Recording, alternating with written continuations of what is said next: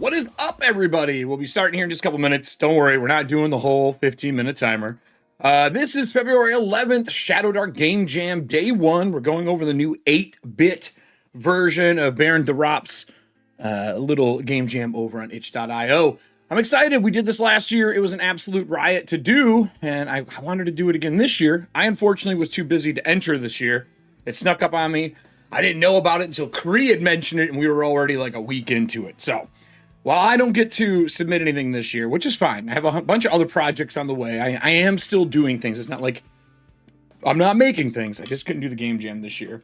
I wanted to do what we did last time because a lot of people found it helpful. And I think this community is great by helping each other out. So I'm going to go over some people who already said, hey, can you look at my stuff? We're going to be doing this probably most of this week. I'm probably going to add an extra day of streaming on.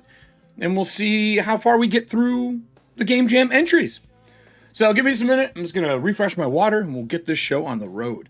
Until then, feel free to check out the stuff that's going on screen right now. There are a bunch of lovely people with companies that we work with, have it be Alchemy or if it's Vaskrim, tons of things on the screen you can go look up that are going on right now.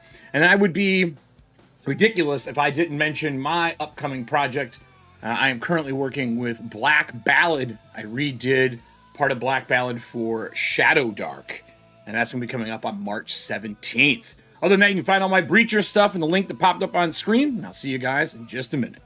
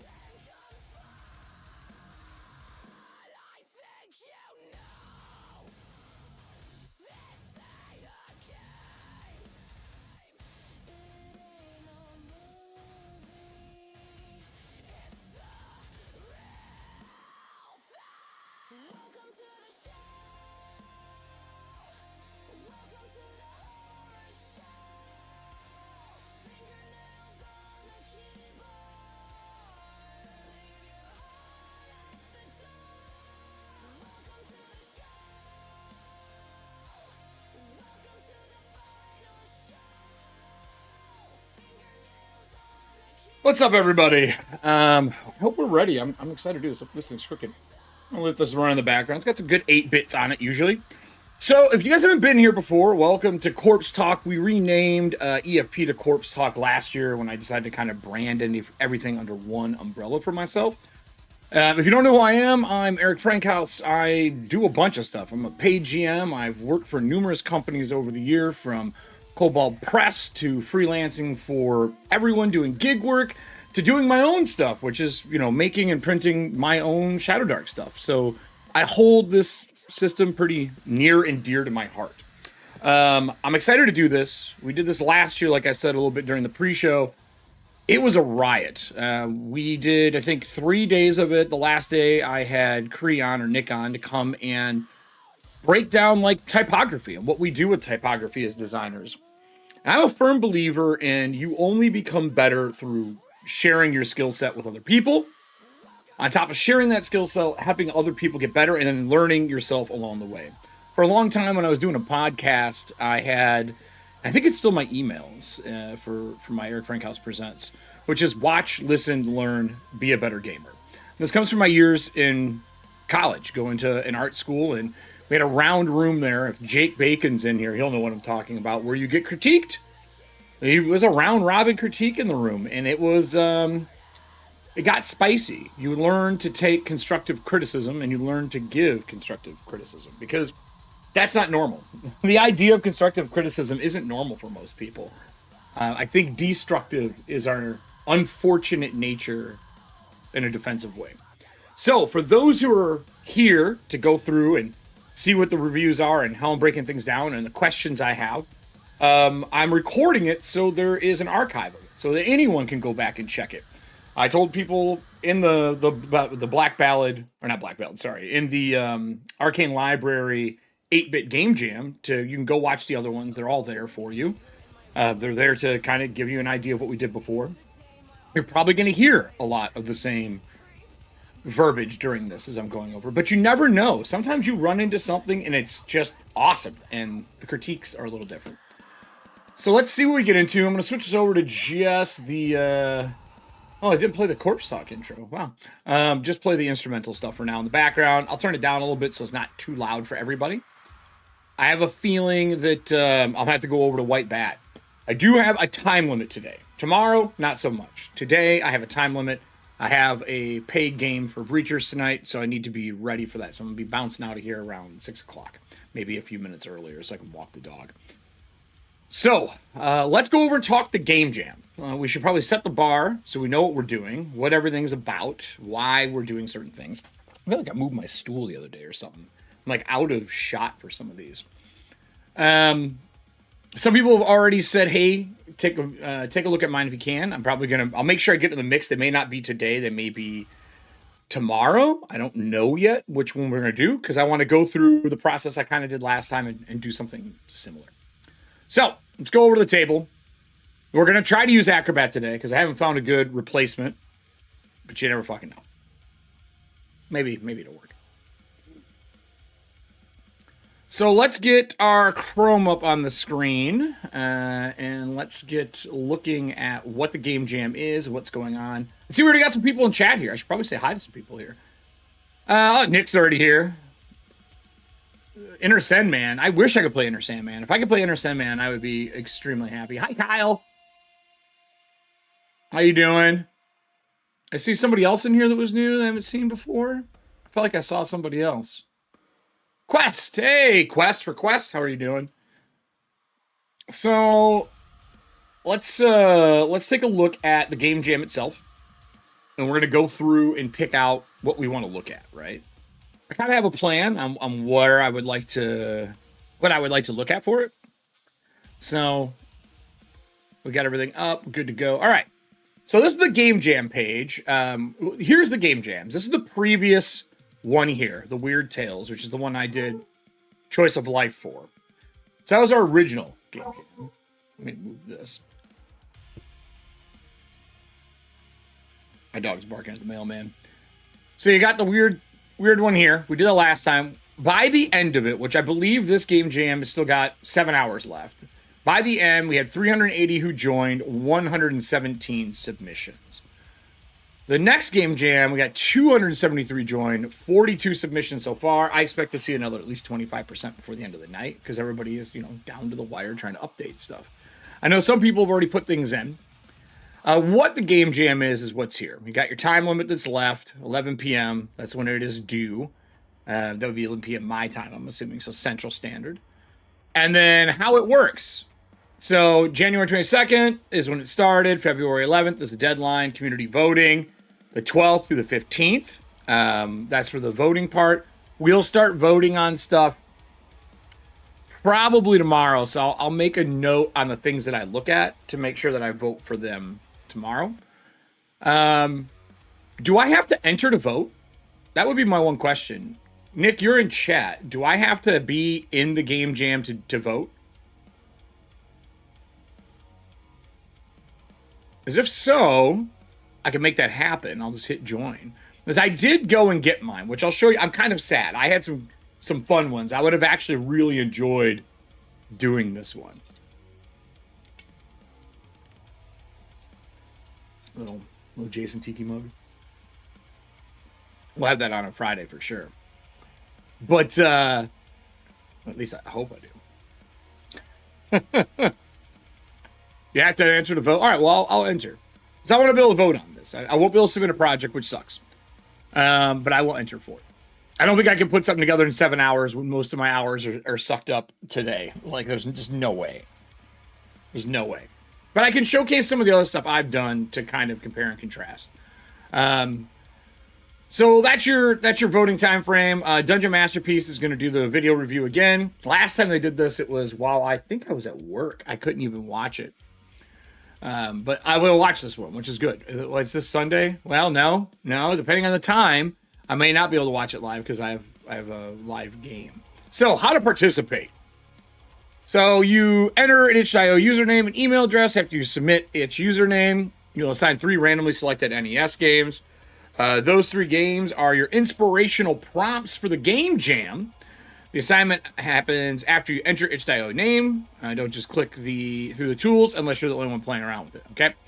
So use the assigned NES however you want. Themes. So this is important for us. I probably should get out a post-it note thing here so I can write down a little review news for it. Maybe I'll make a digital one, but for now I'm just going to do it manually. I love old school stuff.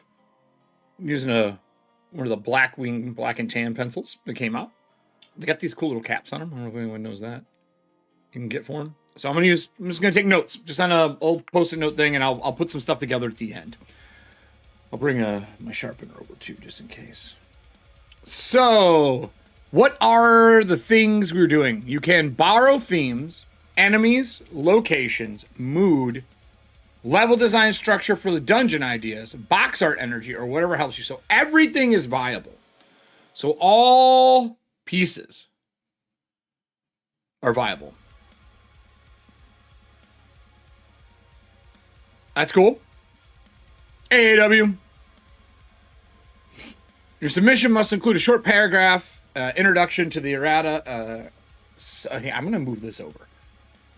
So I'm looking at the camera. I don't like looking off to the side as much like this. No big deal. Easy fix. Easy fix. I think. Maybe it's not. Maybe I'm lying to myself. It's not an easy fix. I really need a third monitor, and I hate that I have to even say that. I don't want a third one, but it's almost necessary. Let's see here. Submissions must be PDF format. You must choose one of the following formats. So it's 8 pages A4, 16 pages on half letter for A5. And I need to know this so I can help. Need 6 monitors? Dude, we got 1 for each camera shot, right? And then 16 pages on info booklet. Holy fuck. I hope people did this. I hope people did a booklet. NES info booklet. I love that. I would love to see. I love those info booklet. Yeah, that would be hard mode. That's a real skill set. Especially 16. If this was an 18-page booklet or something like that, maybe, but 16's gruff. All submission must follow the guideline, the creator kit, yeah, all the third-party stuff. They put the creator kit here. All written content must be original. AI-generated artwork is allowed with disclosure. I mean, of course, people are cranking this in a short time frame. You're not expected to do the art for anyone. But you do have to mention that it's AI art. Okay, whatever. That's fucking here nor there for a contest to me. As long as they are writing it, you know what I mean? AI written entries will be disqualified. Fair. Do not violate Nintendo IP. Good luck. Good luck with this one. This is going to be hard. Do not Nintendo gets mad about everything. So, did you look at it sideways? Did they think you went on a date? You're fucking in trouble. Like, that's just the truth of Nintendo. I'm just saying. Nintendo's going to come after whoever they want to come after. Whoops, didn't mean to do that. That's just a factual statement. Then you submit it. Free to download or pay what you want. I recommend for people to do pay what you want. I really do. I think that if someone really likes your stuff and they download it and they want to come give you $1 for the hard work you put in, then put it up. Put pay as you want. You know, market is $0 and let people pay what they want for it. Or market is, $2 and let people pay what they want. Like, I think it's kind of cool. People can pay. Last time I did this, the ones that I really liked, I purchased. I threw some money at the person. Just because I think it's cool. Like, they're in a submission, and I think it's cool that they have a chance to make some money off of doing this. Winner's a $50 Amazon gift card, copy of the Shadowdark core rulebook, coveted. 3 Cursed Scroll zines, dope. And issues 4, 5, and 6 once they're printed. Ooh, cool. All right, I'm excited for that. So that's everything we know are part of the game jam. This is pretty easy overall. Now, when you do it, if you go to here, if you scroll back up, the person goes to enter, you visit this page. And then you click a button and it makes 3 random fucking Nintendo games. And you have to make your own adventure out of this, right? So this is just an example of the things that you can get doing this, right? When you do it, you click this button, say I'm ready for the assignment, and it gives you, this would have been a fucking great one. Hung Dr. Zulu's, I don't even know this game. I don't think this was a US one. I don't think this ever made it overseas. But Simpsons and Excitebike? Excitebike's the original, right? So that's what you click. That's where you get your inspiration of. I like it when the entries have these in the front. Some people forgot in a few of them last year. I kind of like to know where they're from and stuff like that. I did mine because I wanted to see what I'd get. I got Bart World, Double Dare, and DuckTales 2. That was my combo package that I got to do this for myself. Yeah. Yeah. This would have been fun. I wish I would have had time to do this because I loved the Double Dare game as a kid growing up. Right? So that's pretty cool. But I didn't get to do it. So what the page looks like after you do this, you click and you go over to here. These are the different 8-bit game jams you could do. Now, with that said, we had a few people who said, yes, please look at mine. So I'm going to look at, this is one of them. Let me open the site. This is one that asked me to look at their submission.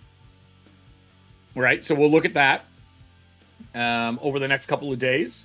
And then let me go into the board here. Oh, I wish I would have got pinged. It's really hard. I told people to DM me instead of putting it in the board because it's really hard to find things in the board. I know Nick had said to look at his as well. Right Quest, I thought that was a really zany trio. Like, this would have been a wild one to make. Wild. All action, right? So this is one. I'm looking through. Nick, did you happen to remember any other people who were interested in me reviewing their stuff that mentioned it in the 8-Bit Game Jam discussion?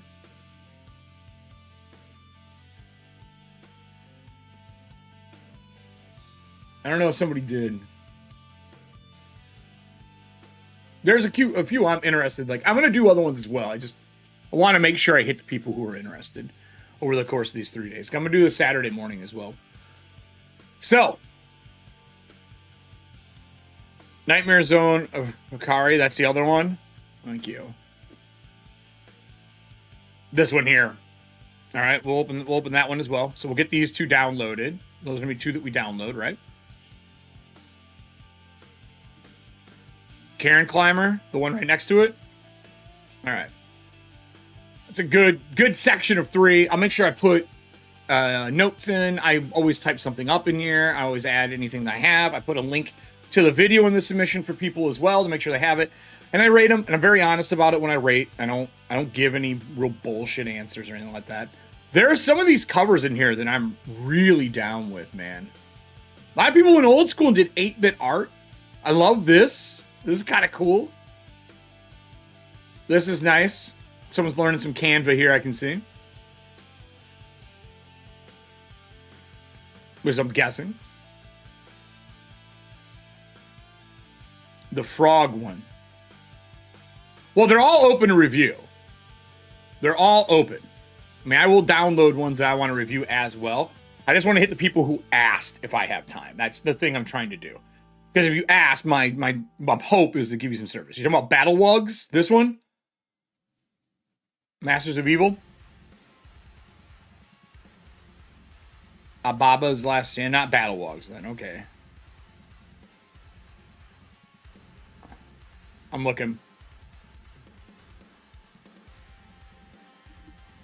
I don't see AB.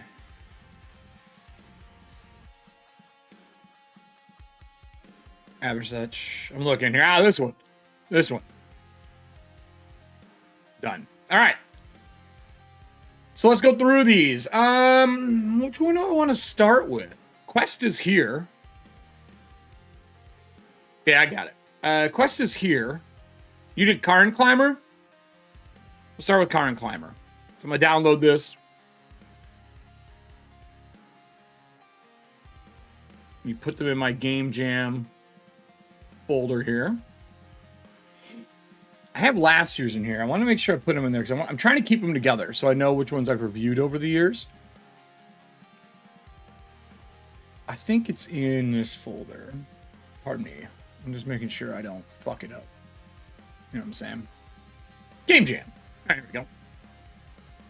So, Game Jam. We're going to do new folder. We're going to do Shadowdark 8-bit 2026. Does anyone know why we did it so late this season? Anyone have any idea?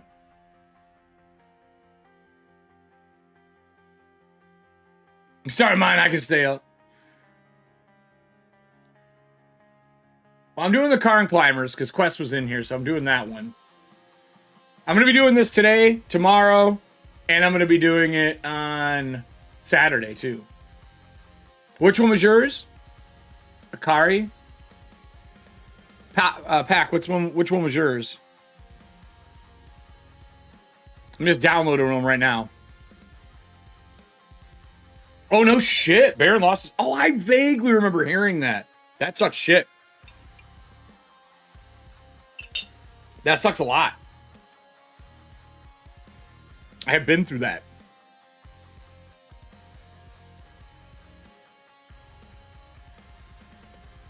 This one is yours? The Nightmare Zone? All right. Let me grab... We got spreads, pages, map. I love... Okay, so I think this is the one I'm officially going to start with. I'm going to see if I can get 2 in today, right?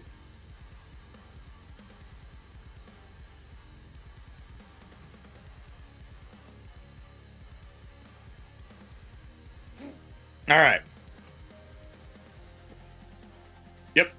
I'm going to pull up a mem as well so that I can take some notes and write things out for people.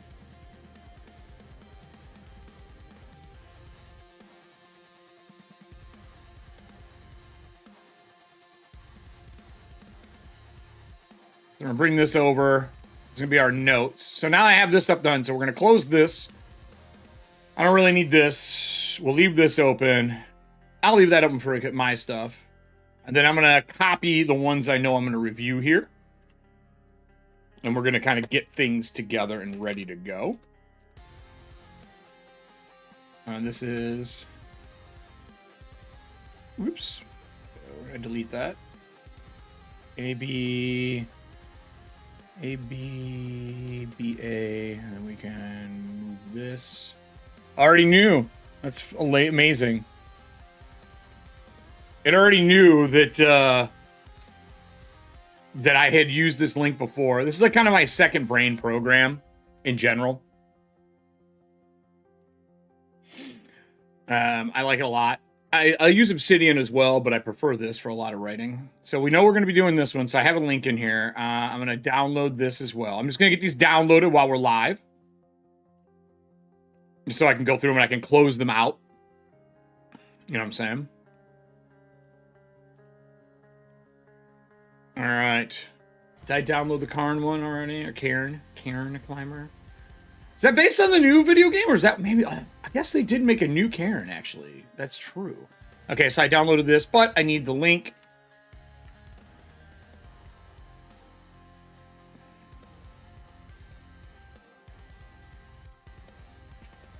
For those who are looking for reviews, is there anything specific that some of you are looking to, like, besides just an overall, is there anything that people are looking for reviewed, like, specifically? Like, feedback on flow, feedback on what area you had a problem with while you were doing it? Because I'll make sure I hit on that.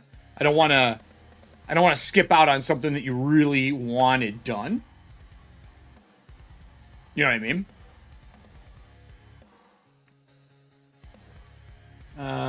Nightmare Zone of Akari.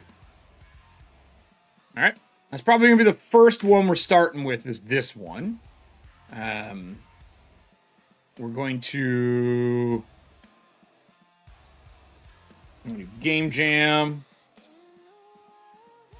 2026 8-bit. And then we're going to do Project Bold Connections. I'll connect it to the other ones later. All right. Like we're Golden Grams.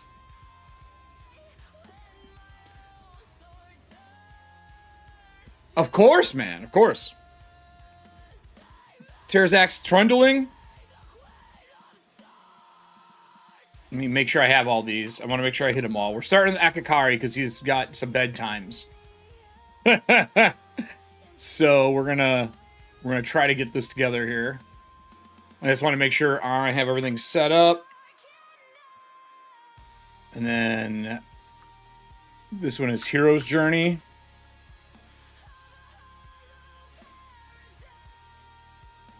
Hero's Journey. If I can spell today. It's been a long one. I had to do some car repairs yesterday, so my brain feels a bit fucking fried. All right, so we're starting with this one. So I'm going to cut this, move it to here for review purposes. We're going to break it off. And go like this, and we're going to get through this, like, how many stars? Because I think that's something I want to put on here. 1 to 5, I think is what it is, right? And then the things we have to hit is, did it hit page count? And then what themes did it use? All right. And then did it hit the feel of the game? A game. Was it, is it playable? Like, those are the main ones that I hit last time. I'm going to cut it. We're going to bold these. And we're going to unbold this stuff. Now that I have that, I'm just going to copy this. And we will put it at the top of the page, just so I have it.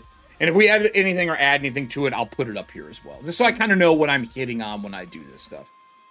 Also got kids, bad sleep in the background, so I might be in and out. That's all right. Hey, it's recorded. It's recorded for posterity. You can go back and watch it whenever you want. Inspiration, usability, vibes. Is that the 3 categories? Is that what we did last time, Nick? Was that the rule?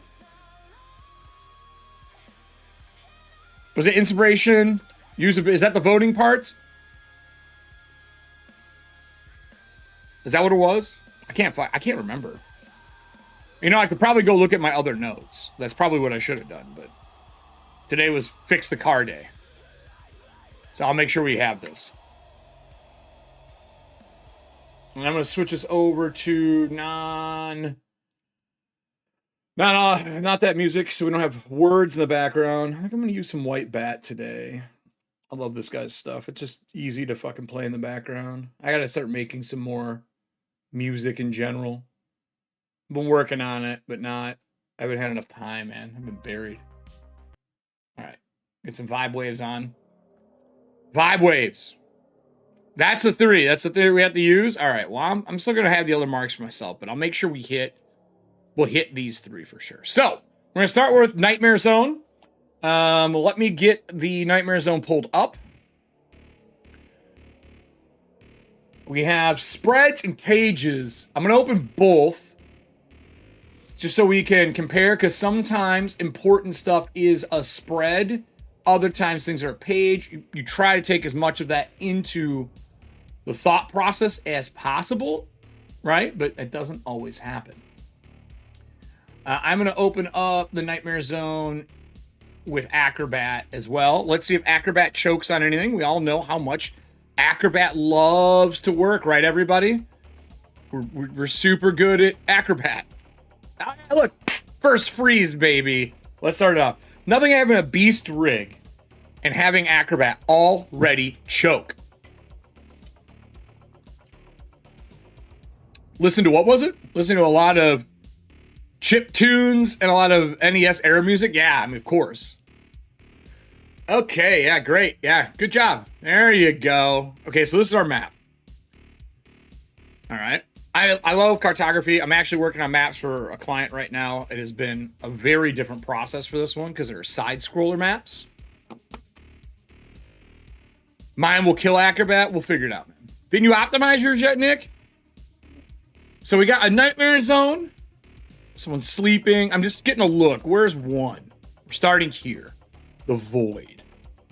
Looks like there's different areas we can go in the Nightmare Zone. The Void's obviously going to be some form of mechanic through it. I like looking at maps first. I find that I can reverse engineer thoughts going in and know what questions to ask. As a cartographer, I like maps that are labeled with numbers. I don't mind the Void and words and stuff like that. This has got a really like playful aesthetic to it. I like the different areas, totally different. I like the slightly illustrative maps too. I think those are really fun. So what do we have here? This one is this the spreads? This is the spreads.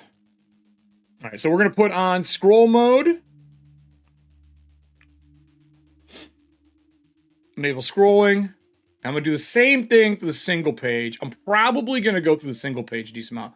Already choking. Fucking hate you, Acrobat. Bitch, you got one job. One job.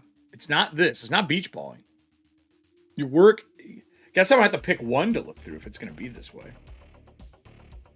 Ridiculous. I haven't turned my fan on. I was warning.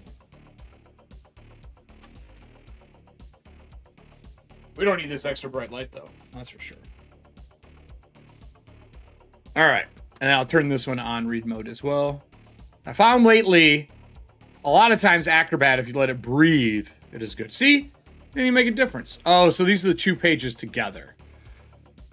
Okay. And this is probably the one that's going to be a little bit more readable. Especially on screen. Yeah, but scroll mode is needed for almost everything you do in Acrobat. If they don't want to fix it, I mean, I got to use it this way. For numerous reasons. The depth of Acrobat, though, I believe is just Acrobat its fucking self. Just saying. I'm trying to get the sizing down here.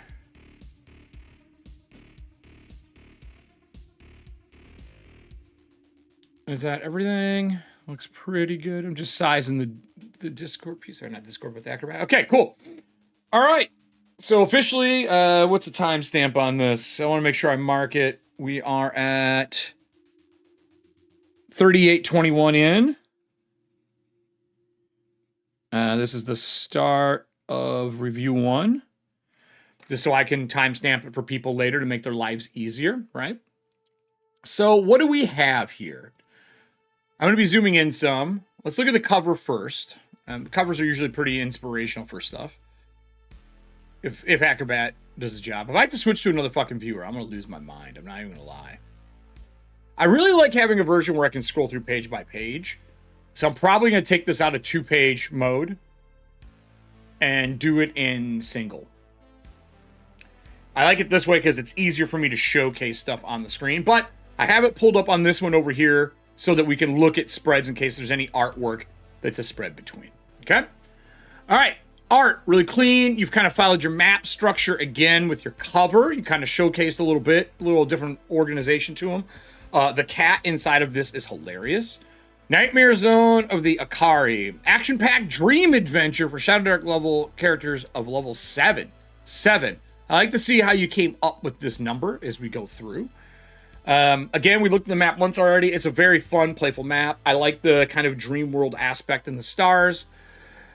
You got your human-made stuff up. Design, editing, special thanks to Albaster. Affinity Publisher template. Okay, so use a template. Nice. Nothing wrong with that, by the way. If other people do work for you, don't ever feel ashamed of taking a template and making it your own. I'm just saying that as a general note to everybody. Sometimes when you're learning or time is dependent, a template is great and you can cut around that template. You got your Shadowdark piece in here, forward, great. All right, this is super fun. You kept the 8-bit aesthetic. I'm curious, did you make this 8-bit going into a pixel mode in Affinity, or did you use a pixel program? So I was working with a gentleman on a pixel-based RPG, like an 8-bit or 16-bit, and we were using an actual program for it. So I'm curious to see what people have used going through this stuff, right? So what do we got here? Adventure was created as part of the Shadowdark 8-bit game jam. My NES covers were Akari Warriors, Little Ninja Brothers, and Fantasy Zone. That's a great blend. You got a really good lineup here. The Fantasy Zone's the real, like, how am I going to do anything with this? Like, what am I going to do with a Fantasy Zone? First glance, Ninjas and Warriors seem easy to interpret, but Fantasy Zone was a real wild card here. Yep, see, exactly. In the end, it actually influenced this adventure the most. When I first saw it, I thought this was some acid trip or fever dream. Fair. Fair. I don't even know if I remember this game. I might have to look up. Hold on here. We're gonna pause this. I'm gonna open tab. I am curious as to if there are other things. So let's look up, what is it called? Fantasy Zone?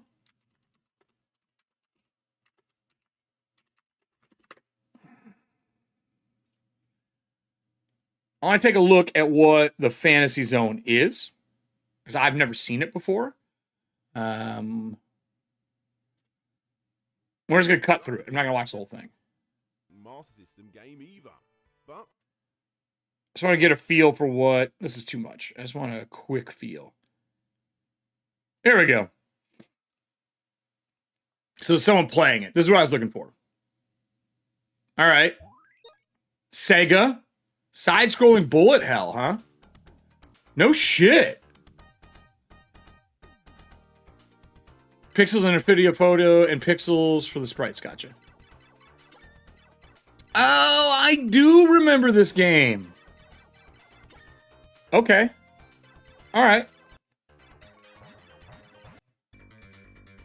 Oh, yeah, this is a bullet hell. Yeah, 100%.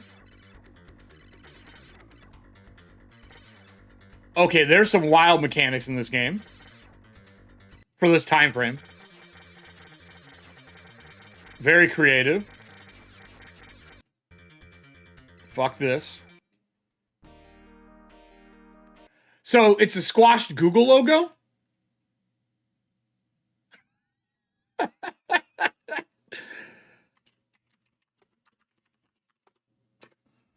Akari Warriors. I think I played this. This is the top-down Bulletstorm, right?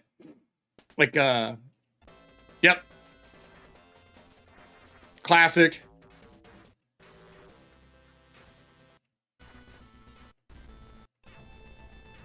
Okay.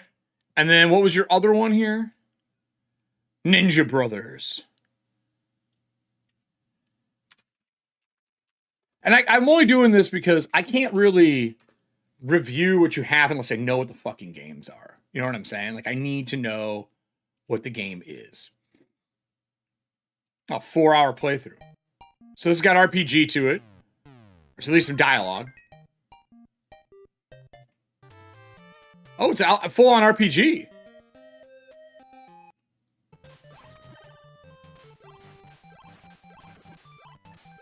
So hold on a minute. This game is a top-down, moving around, and then your combats are actual combat, not JRPG turn-based?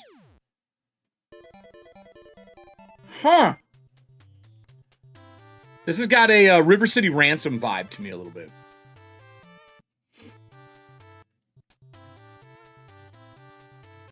Are all the fights this way? They are. This looks actually kind of fun. Okay. So we have a taste of what we're looking at now, right? So we know this is the game piece, right? So let's now finish what we were looking at before. Mostly took inspiration from the art of the cover. I mean, everything is fine for inspiration. It's all fair game. I can definitely see the art inspiration from Fantasy Zone. First glance, Ninja Warriors seemed to be interpreted, but Fantasy Zone was the wild card here. In the end, it actually influenced the adventure the most. When I first saw it, I thought this was some kind of acid trip or fever dream. Approaching this from the idea of being a dream, my first idea was to have a group of ninjas that assassinated through dreams. Fun concept. In my first season of Thontia, or third season of Thontia, we did homage to Nightmare on Elm Street with the Dream Warriors. So I 100% agree with you. The adventure was quickly turned into a murder mystery, but I wanted to pivot because I did that in the last Weird Tales jam. By looking for the jungle and the word Akari, which translates to rage in Japanese, I came up with a vengeful jungle tribe of, is it Orinomancers? Honoromancers? Is that what you said? I will say I'm going to have a hard time with the 8-bit font that everybody's going to use. I'm 100% going to have a hard time with this. Ancient art of interpreting, inducing, and manipulating dreams. Oh, fuck. I knew what this was. I'm an idiot. Wanting to exact their somewhat justified revenge on the patron of the PCs. I was hoping to create drama about whether to take pity or traumatize Guy or save him, the side of the Akari, the victims of the voracious and superstitious nature. Yeah, Dream Wizards. Yep, exactly. I knew what it was as soon as I looked it up. My brain was fried. Since the covers had red and blue brothers, I incorporated that into the Nightmare as the macho evil big brother. That is the primary source of the patron NPC's trauma. So this is your breakdown for your forward. We get into the 3 different versions. Ninja Brothers, Cat Monks inspired the Akari Tiger Monk. Simulodon Folk, Flaming Skull was a mashup of the Akari and the Flaming Skull. The Pink Cat Mage inspired by the Mancer. I think, is it Onari? How do you pronounce this? I want to make sure I'm saying it right, since I'm learning. I like to learn. Oniromancy. Oniromancy. Okay. Oniromancy. Oniromancy. Okay. Thank you. Oniromancy. Let's see here. Flaming Skull, Oniromancer, Lizard Inspired, and Nightmare Lizards. I love that. Honeycopter was inspired by the flying spaceship in the sky because it kind of looked like a honey dipper. It does a little bit. The Blood and Sorrow Ninjas are inspired by the cover and the brotherly theme. Fantasy Zone inspired by the colorful theme and nursery. The nursery. Cloud Gun and Wings on the Lizards were inspired by this too. Kaya Warriors inspired giant bully water gun art in the jungle section. All right. All right, cool. So we get into the adventure background. You've definitely stayed on theme here. I can 100% say that. Like, you've nailed the look of having an old 8-bit. It does feel like an NES, an old NES booklet that you would get. Even though I don't think this one is booklet size, right? This is a A5, it looks like. I believe. What's your page count? 16 golden grams. Adventure background. The Akari are a tribe of Calic humanoids living atop the trees for the Vast T-Hun's jungle. The tribe is gifted in Dreammancy, which is what we're going to say for now. I already forgot how to say it. Being able to magically enter another person's dream, predict the future, manipulate the dream, and even physically hurt them. They can do this from afar if they've seen the target's face. Love this concept. I love this kind of feel for things. I'm going to get my highlighter ready. Let's pick a color that you're really not using a lot of in here. We'll do orange is usually the color. I'll do the 8-bit orange, the corpse talk orange. 1 month ago, the Fellerist logging company found the Akari village in a massive... So the one thing I would love to see more people do is pronunciations of words that they're adding into the game. I argued this when I was at Cobalt Press that every monster below it should have a phonetic way to say the words that we're inventing. Because we invent a lot of words in TTRPGs. Like, look at the argument between sigil and sigil for Planescape. You know what I mean? I would love that. That's not even a knock. That's just a general conversation. Like, I'm not dissing the names. I just wish we had an area for that. Maybe I'll get lucky. Maybe it's the end of this, right? I just would love to see the habit of doing it, myself included. Company owner Quintus Fellerus was overcome by greed and has been cut down to the trees as mercenaries drove out Akari that tried to resist. They displaced the Akari, swore to have their vengeance and stop this wanton decimation of the land. After a few weeks, the Akari were ready to begin their nightmare ritual. Once Quintus returned to the lumberyard, his mercenaries started dying in their sleep.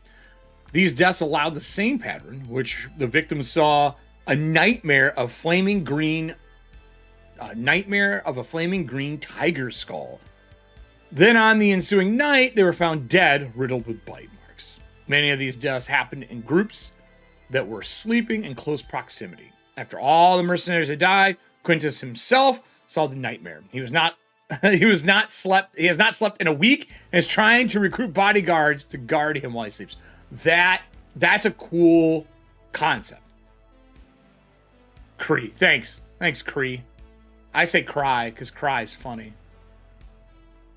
I love this art. This is super fun. Did you have fun making all these?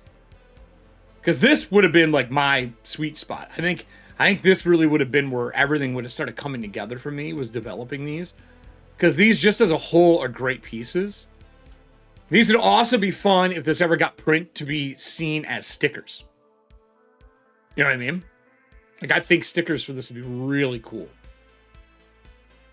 Like, that would be, I would say, probably the thing I'd want to see most, is little stickers for these. Or tokens, too. If someone's going to run this, a little token pack would be really cool. Especially if you animated him. You can do that really easy and Giphy. And animate those and make tokens. I do that in Canva a lot right now. For those who are not familiar, we go to Canva here. I use Canva for a lot of little things. You use Piskel.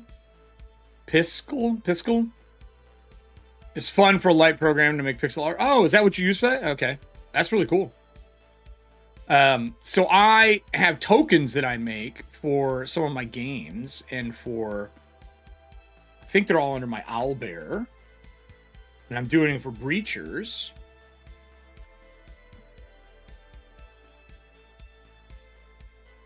So if we go to, I'll show you the Corpse Talks ones actually here. Hold on. We'll just take this out and do this. I love making these animated tokens. Right? Some of them aren't. But these are super fun to have on the table. Not for everything, just for some of the things. These are all the Corpse Talk ones I use. They kind of match up the style of the show, right? So I love this. This is something to think about if you're going to put this out and like add to it, because you can keep adding to things on itch. You can, and then that also lets you email your people and be like, hey, I added a new piece for this if you're going to run it online, which I think is super helpful for people. Like having the extra piece is always good. Yeah, I do a lot of them, and a lot of them are just art that I found on Giphy. You know, like real simple art that I modify and animate underneath them or animate over top. And why I like Canva is it makes really good transparent background GIFs. Really good. Like it actually does a good job at it. you'll find that when you're trying to make background ones like that, it's a fucking nightmare. Because I'm running a Breachers, all of the creatures have a Ray Harryhausen feel to them, right? And I like having the animated kind of stop motion feel for it. Something fun. So you got all the art here. These are the bodyguards that guard him. This is cool. I'm assuming these are all the people you got to deal with, right? The hook, the player characters are... Let me get this, make sure I have it on the right screen. Character players are hired by the exhausted Quintus to stand guard inside his bedroom while he sleeps for one night. He is desperate and delirious from the lack of sleep and offers 100 gold each. I love that you put a little bit of cost in here, like what you're going to pay out, what you're going to get. Smart. What is known? Quintus is a wealthy merchant who owns a large lumberyard. Quintus hired mercenaries to protect the woodcutting operation from the myriad of wild beasts in the T-Hun's jungle. Quintus' men died on the following night of having a nightmare of a demonic tiger skull bitten to death on the ensuing night. All right, so we know at least what we're dealing with and how the order of what's going on. What is hidden? So this is kind of like your cheat sheet for the players, right? Individuals who slept in the same room had the nightmare on the same night and died on the same night. So I think this hidden thing too, I'm hoping as we go through this, you have these either placed for people to find or some DCs to find them, either DC or playing smart. Obviously, a lot of times in Shadowdark, our goal is to play off the page. So you got to make sure you give them notes. So I hope we see these in this adventure, like how to use them. So individuals slept in the same room, had the nightmare on the same night, died on the same night. And this is what is hidden. Akari, in general, Quintus simply speaks of them as cat demons.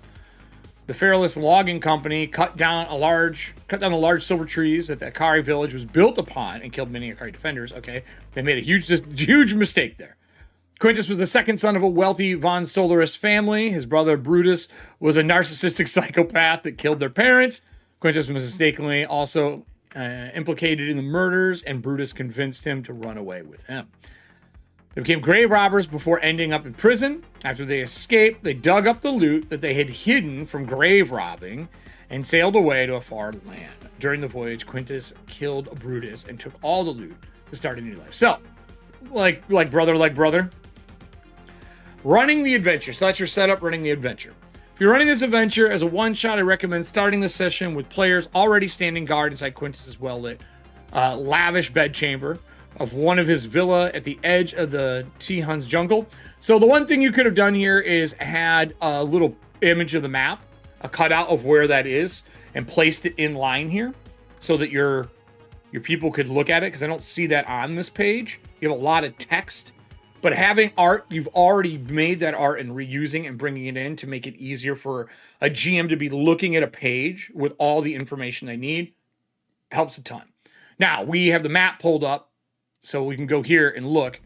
So I don't know, looking at this map, where the jungle is. The lavish bedchamber of his small villa at the edge of the hunter. So it's just it's not even on the map. Okay. Once players made it inside the bedroom, Quintus falls asleep.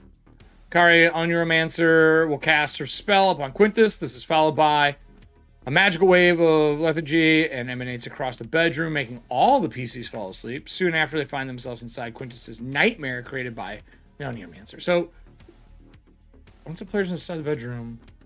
So this person's just showing up in the beginning of it, okay? Once a party and Quintus have been transported into the nightmare, the huge tiger skull engulfed by neon green flames appears and sets the stakes before leaving his victims. So... that was all set up previous to this, right? That is where we know the hook, what you're getting paid, however they got hired through a letter or whatever it is. They get here somehow.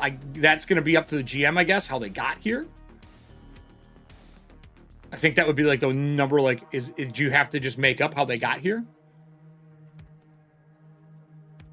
So, make up how they got here. So that's the thing I would make a note for myself, is I need to figure out how they got here when I'm running this. We just know they're hired, but we don't know where or why or what you're doing. And you're just placing this somewhere in your world. Or you're running as a one-shot, it doesn't matter. Once a party and Quintus have been transported into the nightmare, you check yourself. Okay, so you have invoked the wrath of Akari. This is your dream trial. Live through your crimes and face the nightmares you have wrought. If it proves too much to bear, you will face the ultimate judgment. I hope this is something amazing. An ultimate judgment of what it is. Is this hyperlinked? No. Number one for me, I love hyperlinks. And especially when you're playing from a phone or something, a hyperlink is always helpful. Nightmare Zone. Quintus's dream is a dark place meant to terrorize him to death. The zone is filled with manifestations of things he's afraid of. Whenever Quintus gets scared, he receives stress points. He loses stress points if the source of those fears has been neutralized. So, for example, killing/subduing a monster or being near a light source at 10 plus stress points, he starts panicking. He starts at 4 stress after seeing the green flames tiger skull and being in darkness. Just an idea. This idea of the Nightmare Zone, you could have made this into a game mode.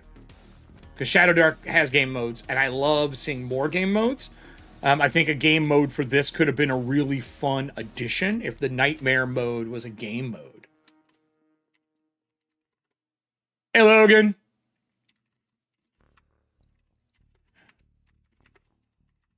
I think it'd be cool. I love the idea of the stress points causing a problem while you're in there, with them kind of breaking down and stressing out. I think that's a really fun concept to play with. It also puts almost a narrative clock that they can try to adjust on top of having the darkness as well. Smart play. Whenever Quentin gets scared, he receives stress points. He loses stress points when the source of the fear is done. At 10 plus stress points, he starts panicking. When he starts at 4 stress after seeing the green tiger flame and being in darkness. He starts at 4 stress. Okay. So 10 plus, he gets panicked. Do we describe the panicking somewhere? Is going to be my question now before I get further in. I'm going to be looking to see if there's a panic somewhere. A hyperlink again here would be helpful if you don't have space on the page, so I can jump to where maybe you have an index at the back or something like that. And these are all future-proofing things. Obviously not. You don't have to do it. If a character dies in the dream, they die in real world as well. Yes. Yes. It's the little Freddy Krueger rules. Everything else is unaffected in the real world. Perfect. I need that button. I need that soundboard. I need to have the Street Fighter perfect that gets played when I want it to. How many, the many fears of Quintus. Whenever Quintus gains stress, you can describe the dream world beginning to physically crack, and when he loses stress, it mends itself. Being alone, +1 stress each round that Quintus has no line of sight to a player that is conscious. How does this work if they're all asleep? Don't they all get put to sleep right away? So every round that we play in this dungeon crawl, are we gaining a stress? And does Quintus follow you around? Be my second question. I didn't see anything that said Quintus follows me. Do we have, let me look at a stat block at the end here before I talk too much. I love these stat blocks. We'll get into that in a minute. Fun characters. Is there a Quintus? Is there a Quintus stat block? We're all sleeping. So does he just freak out always? All right, we'll look into it. I don't know how this one works. Because I thought in the very beginning it said we're all sleepy. Darkness, +1 stress each round that Quintus can't see. I mean, okay. Can't see because we're in the dream world and it's dark, right? So like if a torchlight goes out. I'm assuming that this means torchlight. Ninjas, +1 stress when he sees a ninja succeeding on an attack roll. Holy fuck. This is brutal. He's starting at 4. Starting at 4.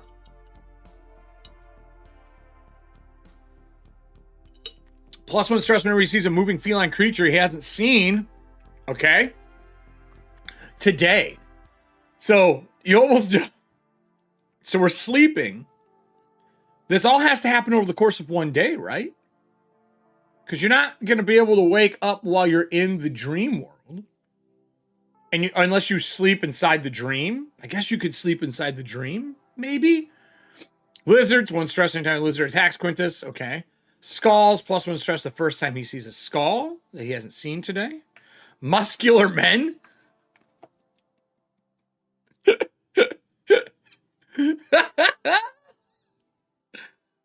Holy fuck. Yes, we do all worry about ninjas in the dark. That's true. It's very fucking true. When do you not go, you know, ninjas? I think I want to meet them in the dark. I think that's a good idea. That's never a fucking thing. Ever. It never is. You never want that. We all love ninjas growing up. Even now. Strictly for My Ninjas is back on YouTube, if anyone remembers that. If anyone remembers him, he's back. Let's see here. Bright colors. +1 stress whenever he sees neon colored object, because that's obviously because he's worried about one of the tigers showing up. Being damaged, +1 stress point for each point of damage. So I worry about this one mechanically. I don't know if you got to test this at all. And I know their job is to guard anything getting to Quintus. And my understanding is you're guarding him, but you're going to be moving through this dungeon, right? Like, this is Quintus, isn't it? So if you're going through this area with Quintus, we'll see when we get to the dungeon design. But I worry about one hit fucking freaking this kid out. And you do have panicking here. Nice. I think I would have moved panic to here somewhere, because you start panicking here, and I would want panic on it. Everything is happening inside the dream. That's what I thought. So you can't sleep, though. So that's my question. A lot of these things, it has been play tested. Cool. A lot of these things, a lot of people don't. Not even a dig, just a question. A lot of these things, it looks like they would reset, like you haven't seen today.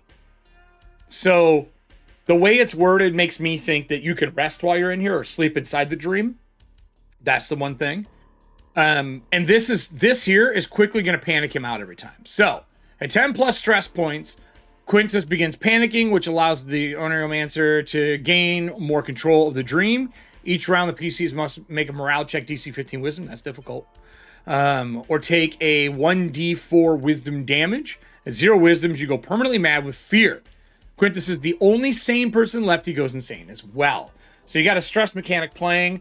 I also think a cool little extra sheet to download to put the players, right, and have their wisdom scores so you can count down until they go insane would be a nice little thing to do as well.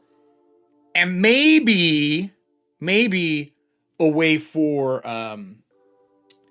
a player to play after they stress out. Because it's going to happen to low wisdom people in this game. Some people only have a 6 or an 8 wisdom and they stress out and turn into something else. So them being able to play something while they're insane would be kind of cool. I don't know what that would be. Again, maybe a DLC or a hidden thing in the game could be kind of cool. Designed as a one-shot and happen inside the dream. Yeah, it's been play tested. If they neutralize the source, it heals the stress. Okay. So if the stress goes away, so now you're tracking stress per combat round and per time something happens. You need a tracking sheet of some form. I would want one. Because you got to think, if I hit somebody and I do 20 points of damage and that guy goes away, that 20 points of stress goes away. So you're going to have a way to quickly track all these things. And there's a lot of options to track here. The other one I had a question about is, where's it at here? Does Quintus travel with you? Is that going to come up? Like, does he walk with us? So we'll get into the area descriptions in a second, but is he going with you? As I know you're his bodyguard, so we're going to get to that obviously when we get into that, but those are questions I have getting this far into the adventure. Information at the beginning of the keyed area is shared in the players when they first enter the area. Information contained in the bullet points are initially for the GM, but should be shared when the players explore the point. Bolded words, with underlines refer to monsters on page 12. Maybe hyperlink if you get a chance. I think hyperlinks would help. I do love that you have the page numbers in here because it's only 16 pages. Refer to magical items on page 14. So underlines that are bolded are monsters. Underlines by themselves are magical item. I love the danger level. I like that you have this in here. Danger level, deadly, 1 in 6 chance. Each crawling round of the Tormentor's Skull, teleporting into a jump scare. Quintus, accumulating 1 stress point. The skull teleports back to the area 8 immediately. So it's going. So we start here. It teleports from here, scares the shit out of him, goes back. All right. Light complete darkness unless noted. Cool. Fear of loneliness. Okay. I would definitely say Quintus should a note to the GM. You should bring him with you. Maybe we'll get that somewhere. Obviously, you wrote this. I'm not there yet, but I would definitely note that he should come with you. The only reason is the more clear you can be, the easier it is for someone to jump in and run this as a one shot, right? Light complete darkness, otherwise noted. Rewards: any treasure found inside the dream is gifted afterwards. Quintus, if he's still friendly, and the PCs, if the PCs befriended the Onryomancer, they will be blessed with 5 experience and +1 to wisdom or charisma stats. Any treasure found inside the dream. So this is an overall, this isn't even Void 1. This is just an overall area descriptions and things that happen. Okay, the Void. 1, 3, and 8 are all connected to the Void, which is infinite area. It stretches endlessly in all directions. Creatures can fly up their movement in an area. Gravity normally affects inanimate objects. Doorways in and out simply hover in place and are just white blots then viewed from the backside. Quintus! Gaunt middle-aged man with droopy eyes and a massive eye bags underneath them. Wears blue pajamas and nightcaps with a woolly tail. Greedy coward who doesn't make good decisions and gets stressed out. So he is in blue. So he was the blue brother originally. So he's wearing like the classic nightcap. So hold on. That might mean this is his brother who's here. Anyway. So we have his AC 10, HP 5 with an asterisk, attack 1, fist. He sucks at it. He's not good at anything. He's got barely any stats worth a dick all. Does Quintus not ever take wisdom damage? Charisma damage? The only reason I say that is you have these in here, but you don't have their stats. And without their stats, you're making someone reverse engineer the bonuses. I get why it's just a simple bonus, but having the stats there, if there is stat damage in this game to him, I know players can get it. Could become a problem. I also think I would have added a stress here, starting at 4, so they know. Stress start 4 or something in his stat block, since it is technically part of what he's doing. Just to remind the GM yet again what his stress is. Coward for each round of combat, you must pass a DC 15 wisdom check or assume a fetal position and sob uncontrollably. This guy is going to fail this every fucking time. Well, +1. Yeah, I thought that too. I thought the red pawn was a little weird, but those are notes I'm making for as we're going through. But yes, I agree wholeheartedly. I think that this probably should have been a blue pawn if you're making him wear blue. Personally, would have made that blue. I do agree with that.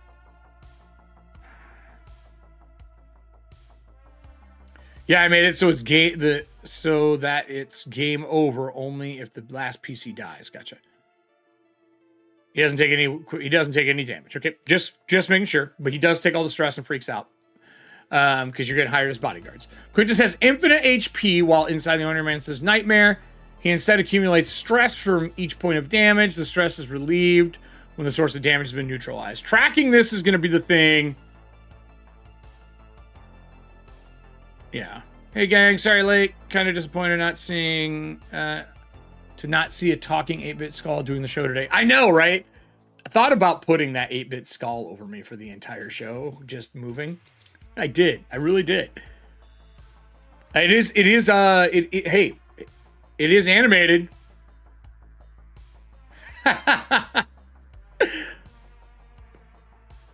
So we get into the nightmare zone. Now we're getting into the actual like breakdown of each one of these zones that are here. We got 8. So the Dream Hub, a dark and infinite large void, has 4 doors and a hatch hovering in its emptiness. Void, everyone can fly up to their movement in this area. If an object is dropped, it falls into the void and is lost. Whew, that's brutal.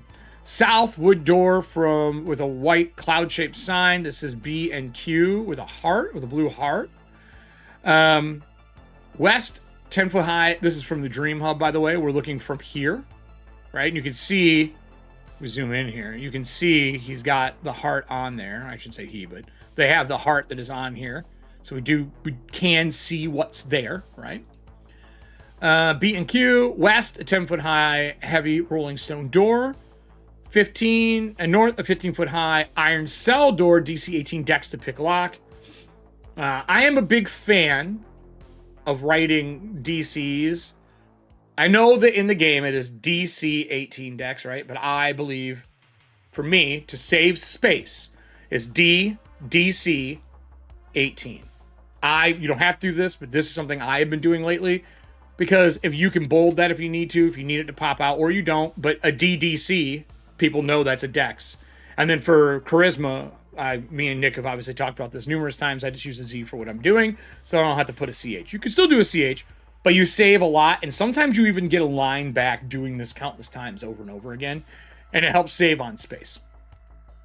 Yeah, see, I don't like the DC-18D. I saw that you did that in yours, and I have a reason that I say that. Because if I were to tell a player what it is, I wouldn't say DC-18 Dex. I would say Dex DC-18. So I like the abbreviated version and the number on the end, so you're not sandwiching it between letters. Yeah, there is, baby. Yep, I just put a Z. It's even in our Kickstarter coming up for Black Ballad. I said no. I'm fucking gonna do it for Black Ballad. We're gonna use Riz. I had to fight hard, but then when the layout guy got into it and started doing layout, he's like, "Oh, I fucking get it." So yeah, not to be confused with a hex code. I mean, I'm not worried about it being a hex code color. I don't.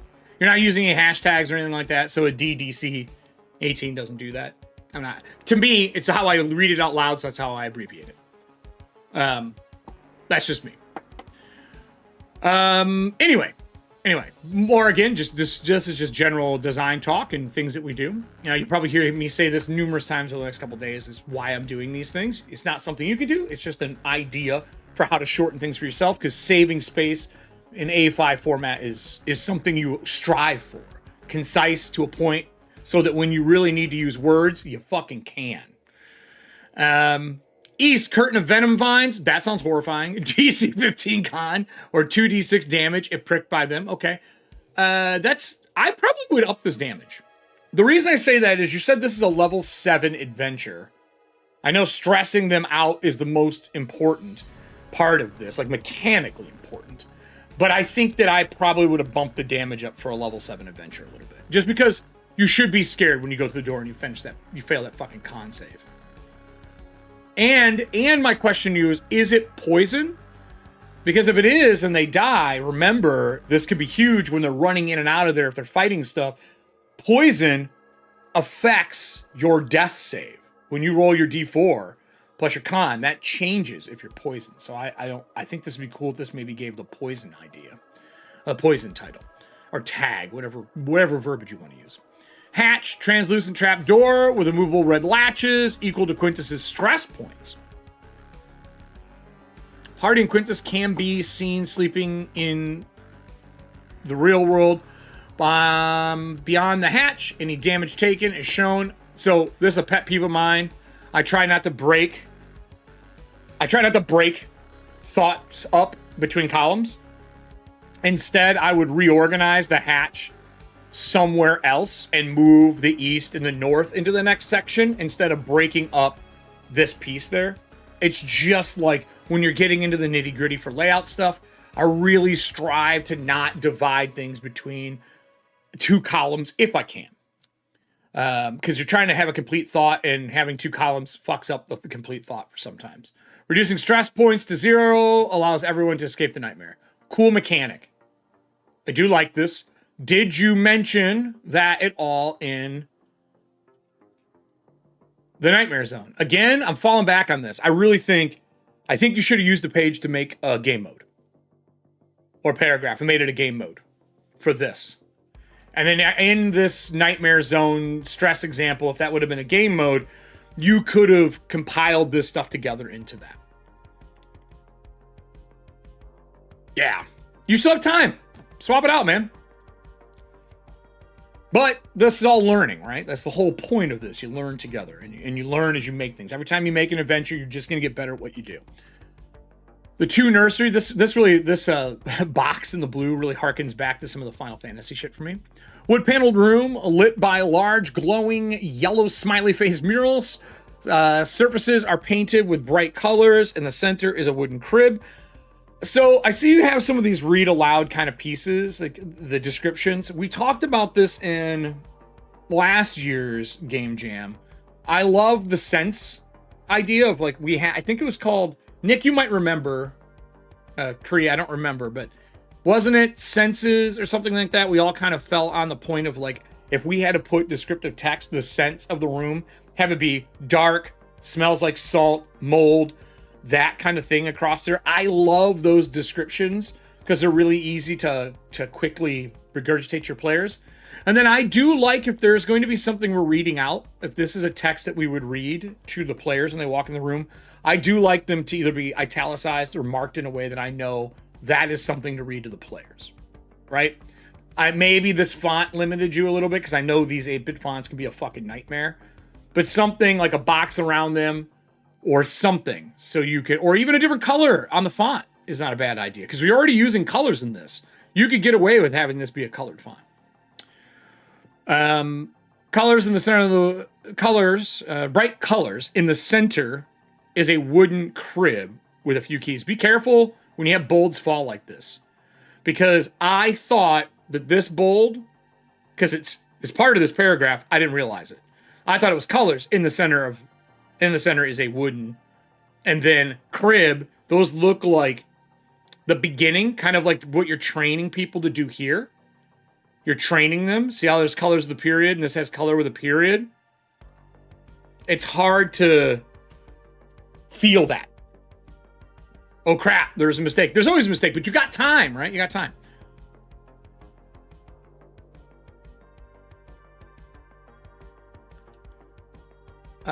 What is it? It was something I came up with after the last Game Jam when we were talking about one of my other adventures, because I changed that system for this game to reveal mechanics. Cool. Well, we'll take a look at yours one of these days. I have an old name for the honey copter there. All right. Got to fix that. Cool. Note for yourself. A second eyes. Also, the one thing I can tell everybody is get somebody else to look at your shit. I have people that we trade looking over products for each other to kind of help each other out. I get it. It's just a minor nitpick, personal preference for me when I combine core book stuff. What is a personal nitpick? What's up, Cypher? Welcome to the show. We're going over the Game Jam today for, let me pull this back up. Baron Darop is doing another Game Jam. Right now we're going over Nightmare Zone of the Ikari, if it's something you're interested in taking a look at as well. Here is the link. I'm going through and doing a breakdown, and we're going over layout and how to improve what you're doing, so on and so on. I believe in improving. Look, so this is gonna be a little bit of a hot take. I maybe not. I know people get mad about this kind of stuff, but if you've ever watched my shows, I don't care if you're mad at me. Okay. So here is my belief. We are living in an age right now in tabletop development, as a game designer, as someone being able to make a game. We have the ability to take something someone else made, a piece of art that is shared, and make it our own and improve upon it. I believe Shadowdark is a fantastic foundation to build upon. It is clean, it is fairly concise, and it 100% brings the ability to give you something you can call your own. And there's a lot of space to be able to add things to it, like to add new ideas. For me, the idea of the Z is a hangover from all the years of D&D where we've had 6 stats and they have never, ever picked a new stat for it. And for me, I think it's weird. I think that the fact that people don't want to change the word charisma or change another stat profile because they have a nostalgia for the 6 stats is awkward to me. Because as a designer, because obviously when D&D was being made, first edition, we weren't design experts. We weren't layout experts, right? Like, the better layout experts work for, like, magazine companies and for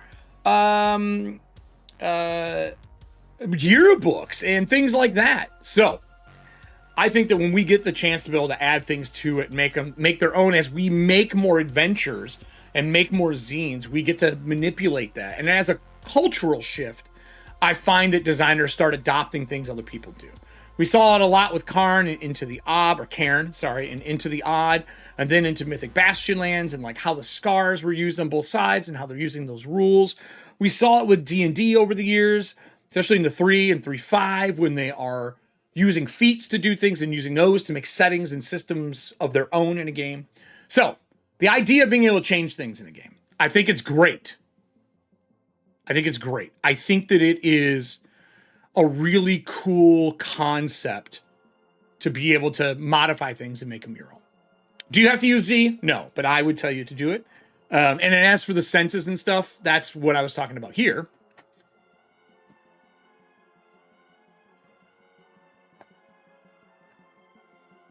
Talked about it on the podcast the other day. I don't disagree with your point. Oh, okay.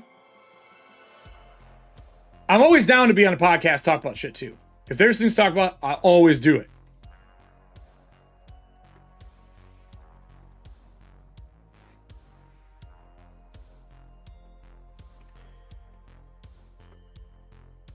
Answered a question for somebody.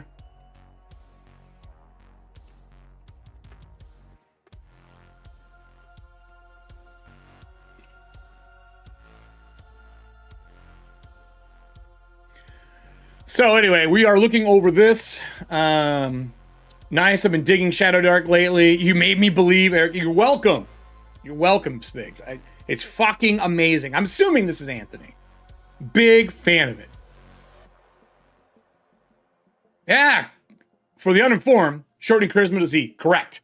The Riz. Charisma. The reason you do it is because you have a stat block of 6 things and it becomes a problem. Yeah, I posted all of those up in my Discord, and then they're going to be going out in the newsletter this month, which is from the Slab, because I'm starting that back up here in the new year. I'm going to try to do it once a month, but I have a lot on my plate.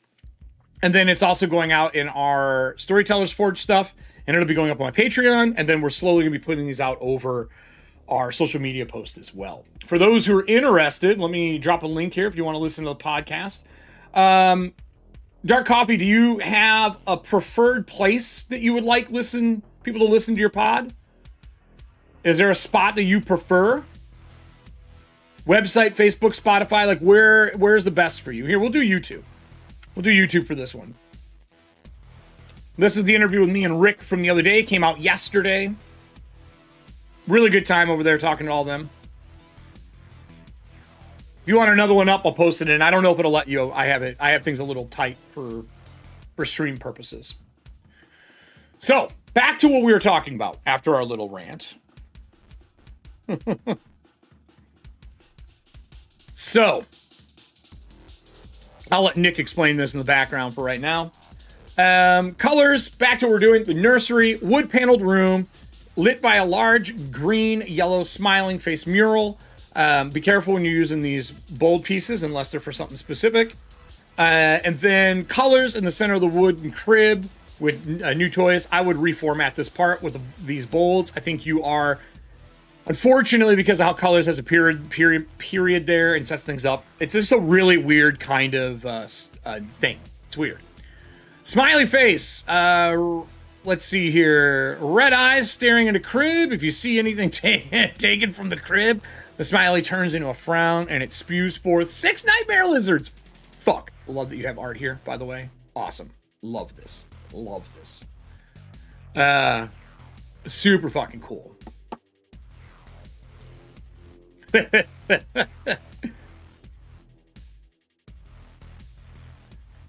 I still got to run you in a game, Anthony. You and Al and them. If you want to grab some people from the Cypher Discord, I'd be happy to run you in a game of Breachers. I'm running Breachers tonight, actually. I don't think I would do it. I would just do Charisma, and I would change the S to a Z. That is what I would do, Quest. I wouldn't never call it Riz, but I would do Charisma and do a Z there instead of an S, and then that will let you sell it.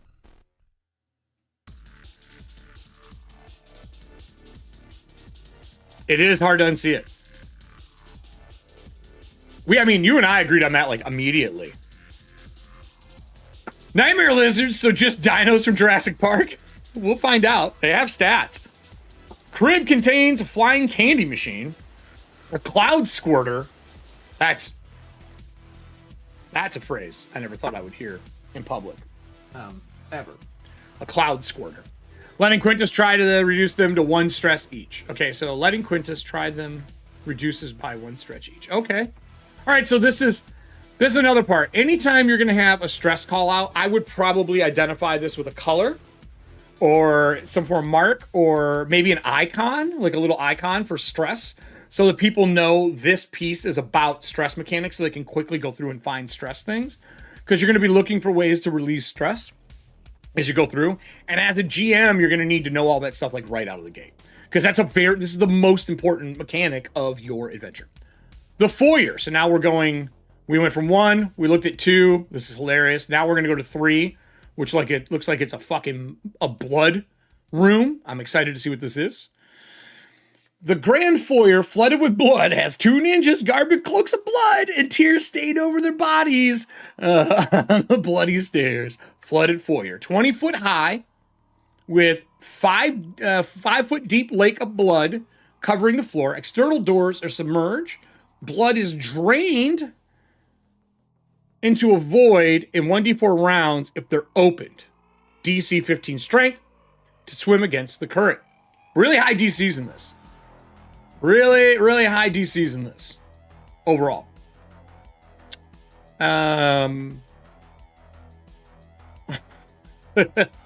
Ninjas, brothers, blood, and sorrow. Okay, that's what these 2 are. I love the art for these things. They're so fun. I really want animated tokens of these. Really bad. Like, I would really love to see a non-blood version or like slightly blood and just do like 5 images where the blood is moving and the sorrow is moving, and then just animate those 5 or 6 frames together. Fucking cool. First time that the party enters the room, blood will yell, "I told you to hold the bloody sword, wimp." A sorrow will start crying. The blood starts attacking the party. Super fun. These little read aloud things, again, if there's a way to italicize, I don't know if you're limited by the font, I would think about italicizing them so they know there's something you need to read. Because it'll get lost in the sauce as you're going through running the game. Bodies, Marcus and...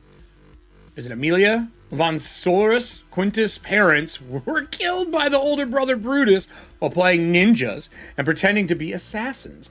Brutus tried to kill his parents for inheritance, and frame his brother. Oh, I thought they said fame.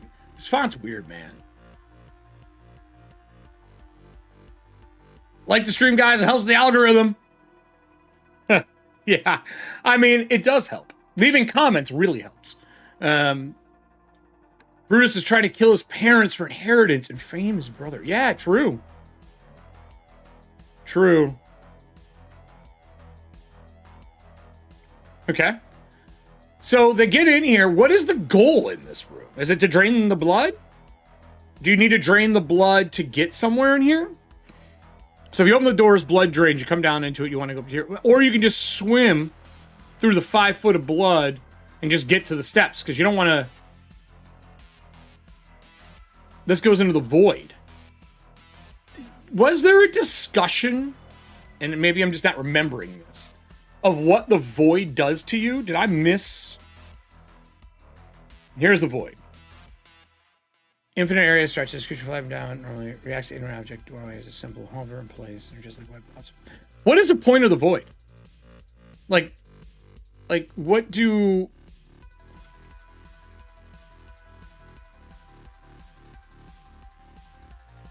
Like, what do I do with the void? Like, I get what it does, but what is the point of it here? I'm not quite sure why I would go out the void door. Like, does it allow me to travel to another void area? Like, can you travel between the voids? Is that inherently the point of the void? Can I, like, go from here back to here, or here to, what is it, here? Like, does the void space out the back do anything, or are you just trapped? Is it more of just a trap piece here? I'm curious. I'm not sure. I know what I would do with it as I'm running as a GM. I'd definitely make something up for it, but I'm curious as to what that is. So now we go to 4. Dark Crypt with a dusty marble coffin and musty air. Coffin headstone reads, Lord Venerus, the alchemist, belongs to a noble that Quintus and Brutus tried to grave rob. Okay. Skeleton has a diamond amulet, 360 GP, -1 stress. Okay, that's awesome.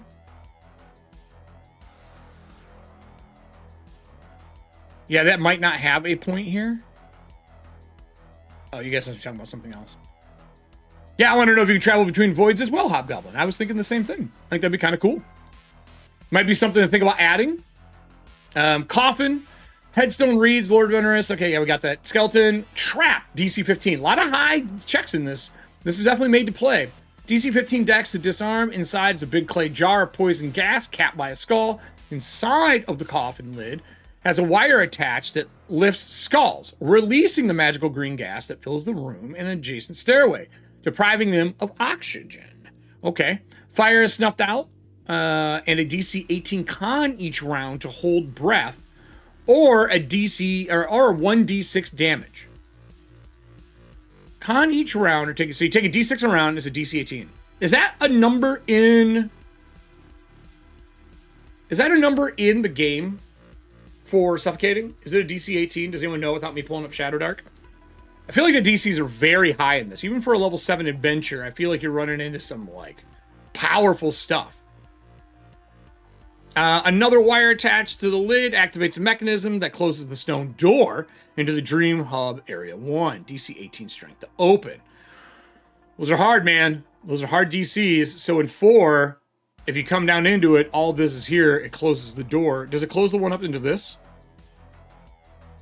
Does anyone know? Did I miss that? Hold on here. Let me mark it. Okay. So that's a trap room. Oh no, I meant the DC 18. I know it's I know D6 for suffocation. I was wondering if the 18 is raw. That's more what I was wanting to know.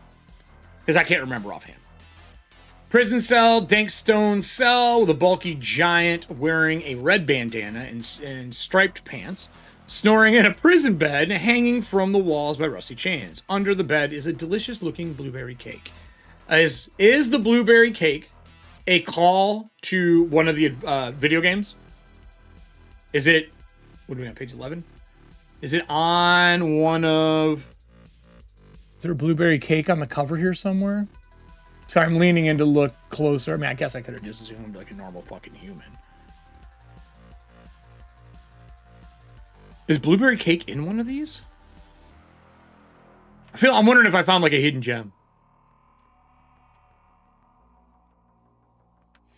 You have to remember, in Shadowdark, the DCs are pretty static, unlike D&D, because your bonuses aren't normal. You know, over the course of 7th level, you're getting 1st, 3rd, 5th, and 7th for talent rolls. And you may not get ones to increase your stats, and may not get enough to increase stats to change your bonuses. So these are things you kind of got to look at when you're building the DCs out. That's just my thought. I was just wondering, it's in the game. Okay. I figured it was from something. I was just trying to figure it out because it's a fun little piece. And I wanted to see if I missed something. Again, awesome art. Love this. His teeth look like he's got a gold grill and a mustache. I love it. Giant bully. DC 15 dex to sneak up close. Attacks cake thieves after yelling, "I told you not to eat it, you annoying wimp." Looks like you need another lesson. Quintus, memory of Brutus as a cellmate. That's what I thought. So, Brutus is a cellmate. I would definitely go back and change that red pawn to blue. Because Brutus is red and Quintus is blue. I would change that little pawn piece you have to blue. 100%. Just to mark it. I think that's a good idea. Let's see here. Memory Brutus is a cellmate. Can chase to area 1 and 6 by crawling through doorways. 1 and 6. 1 and 6. By crawling. So he can chase you in this room?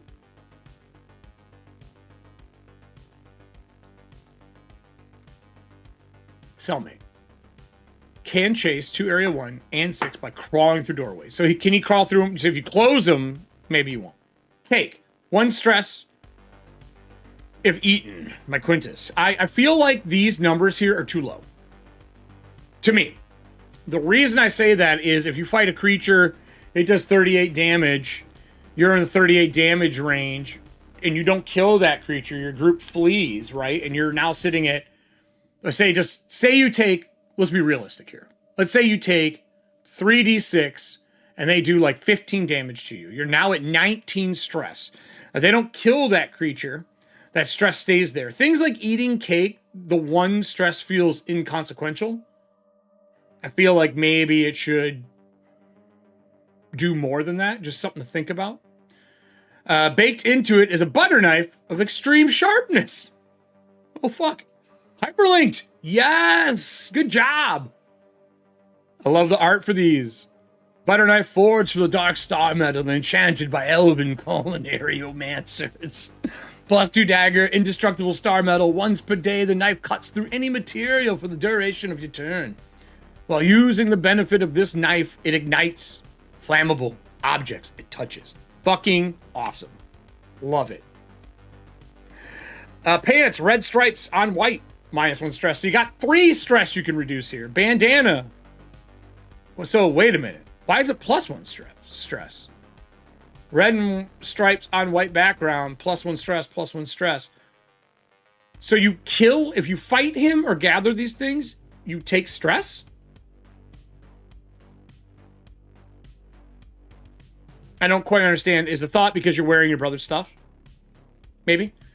Sell locked iron bar doors. DC 18 dex to pick. Might be a little high here. They might get trapped for a long time if they don't have this blade. 18's a high check, especially if they don't have a thief. You know what I mean? Like there's only one class that's really good at picking locks. And if you don't have the thieves tools, you can't really do it. You could try to make makeshift ones out of something in the room. But 18's pretty high. You gotta keep that in mind.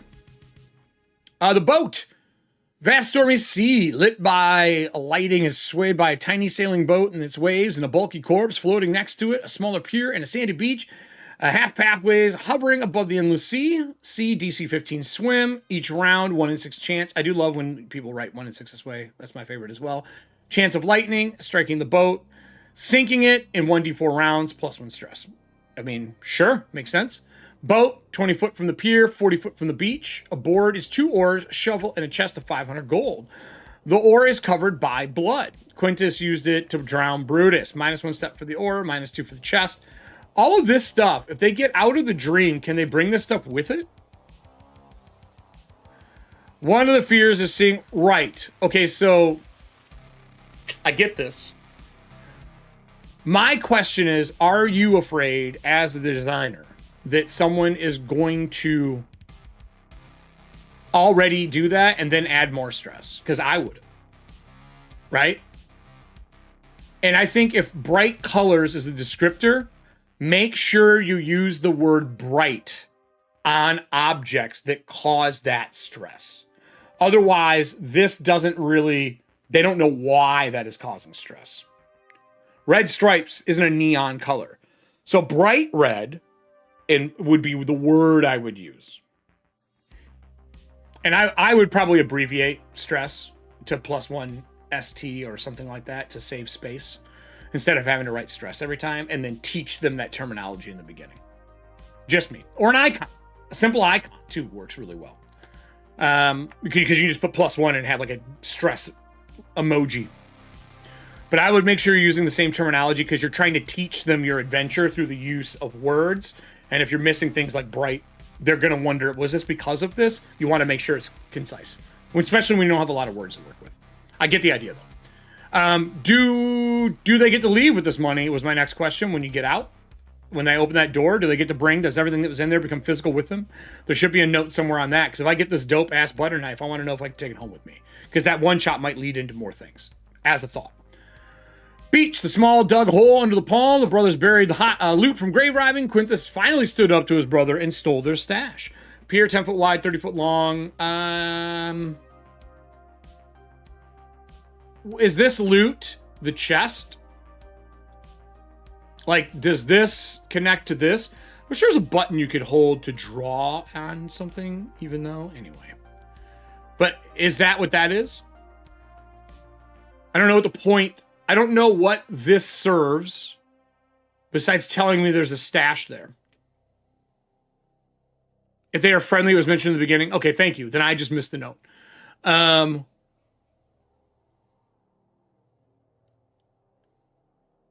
I would maybe put a treasure level here and let people roll and use the tables from Shadowdark to do the work for you.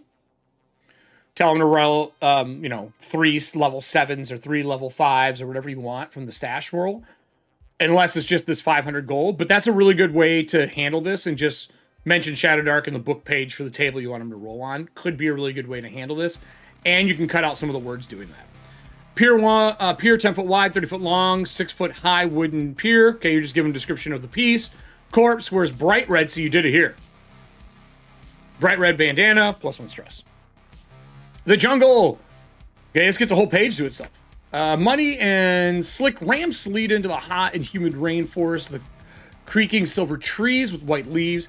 Hacking into dozens of axes and corpses of cat-like humanoids litter the ground. Going up, the largest sylvan tree is a rope ladder soaked in red blood. Is it bright red blood? Question mark. Ramps two nears long. It's double near. Is how I would just write double near. 60 foot, because I think that's the verbiage that's used, and I think it's capped. I would have to double check, just like anybody else would. If not moving at half speed, DC 15 dex, check to not trip and slide down the jungle. Trees, 3 and 6 chance each round. I would take this 3 and 6 and maybe add it here since it's a bold piece, and put a 3 and 6 in brackets, personally. That's what I've been doing for rolls like that, so people know. They've been trained in 5e to do that, and it's a good way to put the brackets there so they know it's something that they roll. Each round, that's a 5 foot wide tree, falls at random target, DC 12 dex or 2d6 damage. I would, again, think about maybe upping this damage at 7th level, because you don't have a lot of damaging things so far except for the monsters. Just a thought. I don't know how often you killed people when you ran this level 7 adventure. That would be the other thing I would ask too. DC 15 strength to move the tree. If Quintus is hit, the stress from the damage is removed when he is freed from under the tree.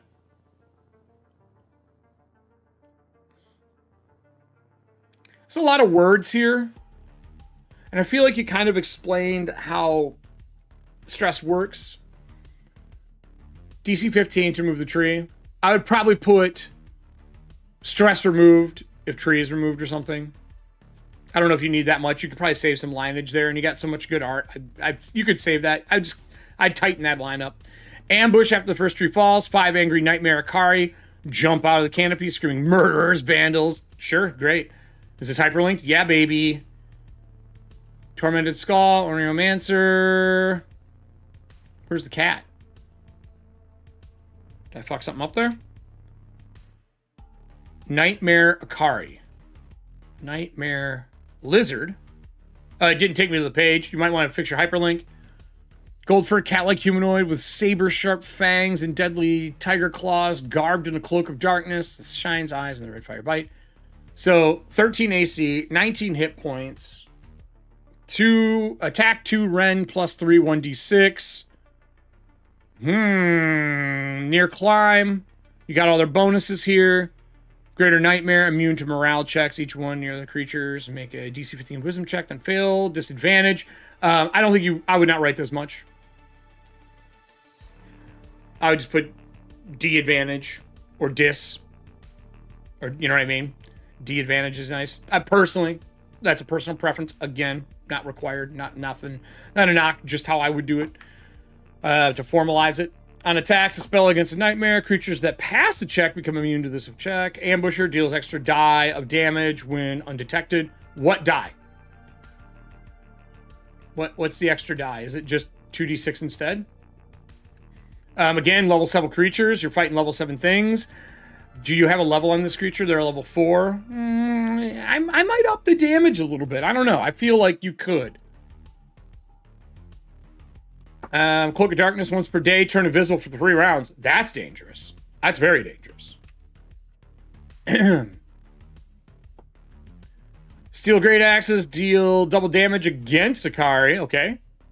Do people plus -1 stress when first one acquired? Because those are here. Is there axes here? Yep. Dozen axes. Okay, cool.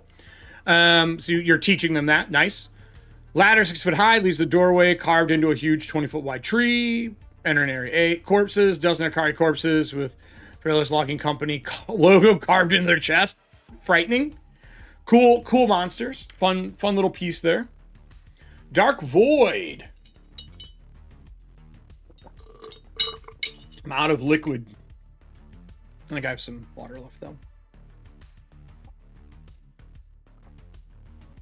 Lair of the Ornery Mancer. The Dream Mancer. Dark Void Center to Infinity. Distance of a huge tiger skull. Read the neon green. I maybe would think about putting bright. Unless you have it lower here. We'll see. Illuminates a tiger-faced, hunched old shaman garbed in a hooded pink robe. Same question here. You're telling them to stress, right? For the hooded pink robe. You want an indicator, maybe up in this here. You could put an indicator, just 2 stress, 2 brights or something like that. Put an indicator somewhere so they know. I always put my indicator of things that are going to happen in a scene in bold, usually above or just below the descriptor, depending on how important they are and what you're doing. I love the concept of the stress. I just want it to be solidified so that when I'm running, it's fucking easy. Like we all are on the same page, no matter the GM that's doing it. And I do believe when you're writing an adventure, the hardest thing to do is to convey how you want to run that part of the adventure. That's the hardest thing to convey. That's just something we all have to struggle with and hear from people because you just miss things. You know what I mean? So Akari is relishing in terror. She calls on Quintus. When the party enters the area, she will reveal that Quintus chopped down the treetop village out of greed. And a nightmare is a form of the Akari justice. Oh, okay, cool. Bargaining. She assumes that PCs are part of the Fearless Logging Company, but if revealed that they are not, Ishkal will offer to lift her sleeping spell from the PCs if they abandon Quintus here and promise to never enter T-Hun's jungle. Peace. If Quintus's stress is at 2 or less, he will beg for mercy and vow to use his wealth to protect the Akari lands. Ishkal would accept this deal and end her spell. The Akari would leave Quintus alone, provided that he follows through with his promises. Okay? The Nightmare spell, killing Oriomancer, ends the spell, and everyone wakes up safely. The Akari will seek to take vengeance against Quintus and the PCs that helped him. Is this one of those things where they're going to come out of the Nightmare realm and chase them? That would be kind of cool. The Skull, the Tormentor Skull, if destroyed, -3 stress, and all stress accumulated from random encounters is removed.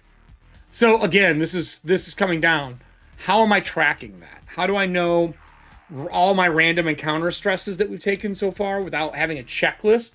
So that means right now you need to have bright colors, damage, you need to have random encounters, and then you need to have like items that do it as well. Whatever it is, you need a little chart with check boxes next to it that you can just check off, and then maybe the damage one at the bottom for the current damage to stress.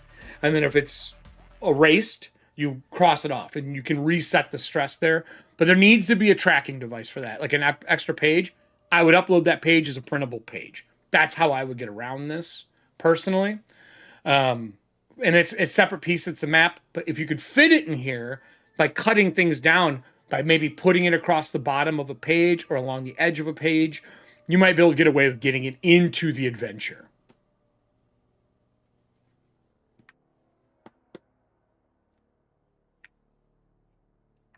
So everyone can fly up to the movement in the area. If an object is dropped, it falls. You're repeating this? I don't know if you need to repeat the void. I would probably say up here, if you have a box, that this is a void. Void, they know the type. It, just like you're tagging, like if something's large, colossal, something like that. Putting a void and letting them know it's there, I think you could save space by just deleting this. If you go back to each one of your sections, your descriptors, and make a real clean and concise senses and effects or something along those lines, kind of how you would read a spell in Shadowdark. Maybe kind of adding that to your block. Just because I think you're missing some of the easy ways to track. Like, you have to really read and memorize this one, and you want to help people run a one-shot succinctly. I love the concept of this, though. It's very fun. And I love the overall look. I love the little pixel art pieces. So let's quickly go over the monsters that are in here, because we've only looked at the one. Tormentor Skull, Huge Tiger Skull, wreathed in green flames, crafted by the Akari Onomancers. Okay, so again, this would be one of those things where you probably want to put a stress in here, like causes 1 stress. Maybe even in the stat blocks. Like maybe it's AC, sorry, not AC. Alignment, chaotic, level 12. This thing's powerful. And then maybe next to that, stress what it causes. You got the double near right here. You got the verbiage right. So we got AC 15, HP 57, attack 2, bite 8, 2d10, and 1 gaze of terror or flaming surge. So they get 2 attacks. The 2d10, I might add some base damage to that to make sure you're not doing 2 points. I might put like 4 there, 2d10 plus 4, to make sure you're at least getting 6 damage out even of a real shitty roll. Right? Fiery Nightmare, immune to moral checks and fire. Each round near creature make a DC 15 wisdom check. On fail, disadd. On advantage. Is Fiery Nightmare also what the cats had? They had Greater Nightmare. Fiery Nightmare. Attacks, creature that pass the check become immune to this effect. Immune to morale checks and fire. Each round near creatures make a DC 15 wisdom check. Spells against the nightmare. Creature that pass. So is that the same for this one? So for this seems very similar for your nightmares. DC 15. I think I would have put at the top, you have your monsters. I would have cut the nightmare thing from all of them and just say Fiery Nightmare. And then at the top, I would put all of these characters have the nightmare feature. It's this. That'll let you chop down space because you're repeating yourself. And that'll let you just put Fiery Nightmare, immune to morale checks and fire. And then this part can just be for all of the creatures. You know what I mean? Yeah, but it says immune to morale checks and fire. And this one says immune to morale checks. But this part here is the same in both. So you could and here. Right? You repeated it here. Instead of repeating these stat blocks, you could have just put it at the top. Put all those creatures together, kind of like how you would put demons together and put like an overall demon thing that they get.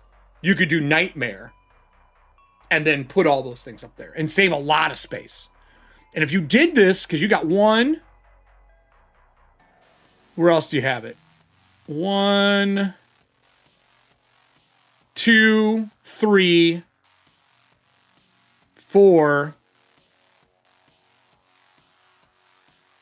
Is this one different? So 4 times. So think about all the space you would save cutting these and this. And then you can just do an all-encompassing. Cool concept, though. Just talking about formatting and giving you more space within your 16 pages. Maybe you can put your counter on the last page for people by getting rid of those things to free up space. Why shamans can cast powerful spells. I want to look at these spells. Oh, Nightmare Lizard's got Evade. Sorry, hold on a minute. Level 0.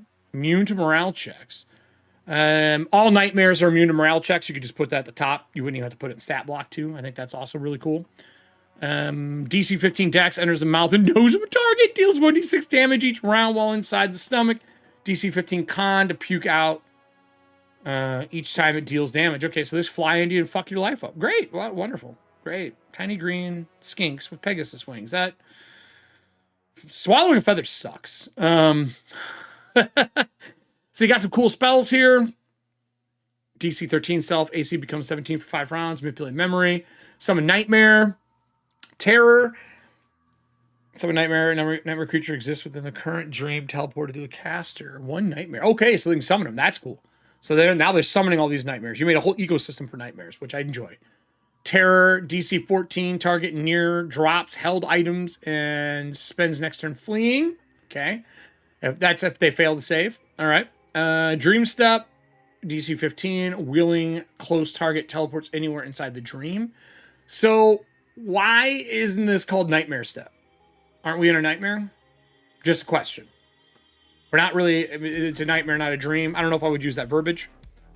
DC 15 during a crescent moon, target humanoid seen by caster, humanoid near them fall asleep.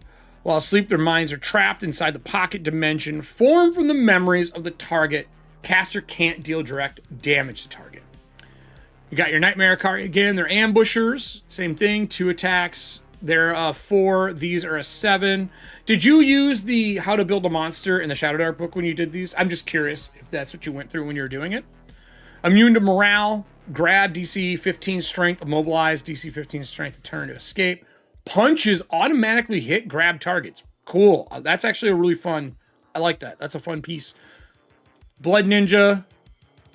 Blood Ninja plus 2 melee attack. Can walk on liquid, sheer surfaces. Okay, so he can run on the blood. That's dangerous. Can carry Sorrow Ninja on his shoulders. Contested dex to remove Sorrow from shoulders. Dude, that is so 8-bit video game. That is so fun. That's such a great tandem. That's a good piece. So he's a level 9. Yeah, in the core book pack, they have how to build a creature by level and kind of a breakdown of damages and stuff like that. It's actually in the core book. Just something you can look at and build your own if you want to modify levels and stuff.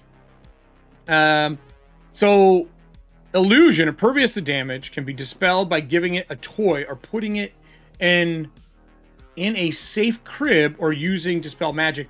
I'm assuming this is the crib in the beginning of the game.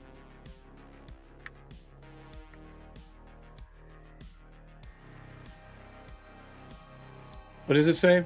Won't be able to type for a short bit. No one's talking to me, but wanted to make sure it was said in case something did get said in my direction. No problem, Logan. No problem. I have only like 30 minutes left here, and then I'm going to be doing a really long day tomorrow of this. I think I'm going to start probably at like, if I can do it, I want to start at like 2 tomorrow, and I'm going to run and try to get like 3 of these done tomorrow.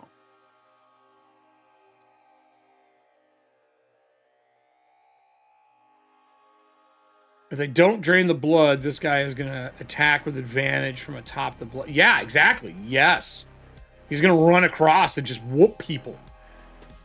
Whales of Sorrow. So he has a sorrow creature on his shoulders. He's just running through and fighting you. I would maybe put something in the blood section about that. When non-nightmare creatures come in the air or attack it, let out an ear-piercing wail. Non-nightmare creatures in near-size cube around Sorrow just pass a DC 15 con check or take 2d6 damage and spend their turn trying to plug their ears. I would make this a charisma, not a con. I think I would do charisma because you're trying to either calm the person or you're trying to deal with it. And charisma rolls are not common for saves. I think a charisma roll here would be really dope because people put charisma as their dump stat. Almost always. Bard is one of the only classes that really use charisma, and this would be a good way to make this level 0 creature effective. Cloud Blaster. Water gun damage. This game transforms with water. Small magical clouds. Creature hit by the clouds are lifted 2d10 feet in the air.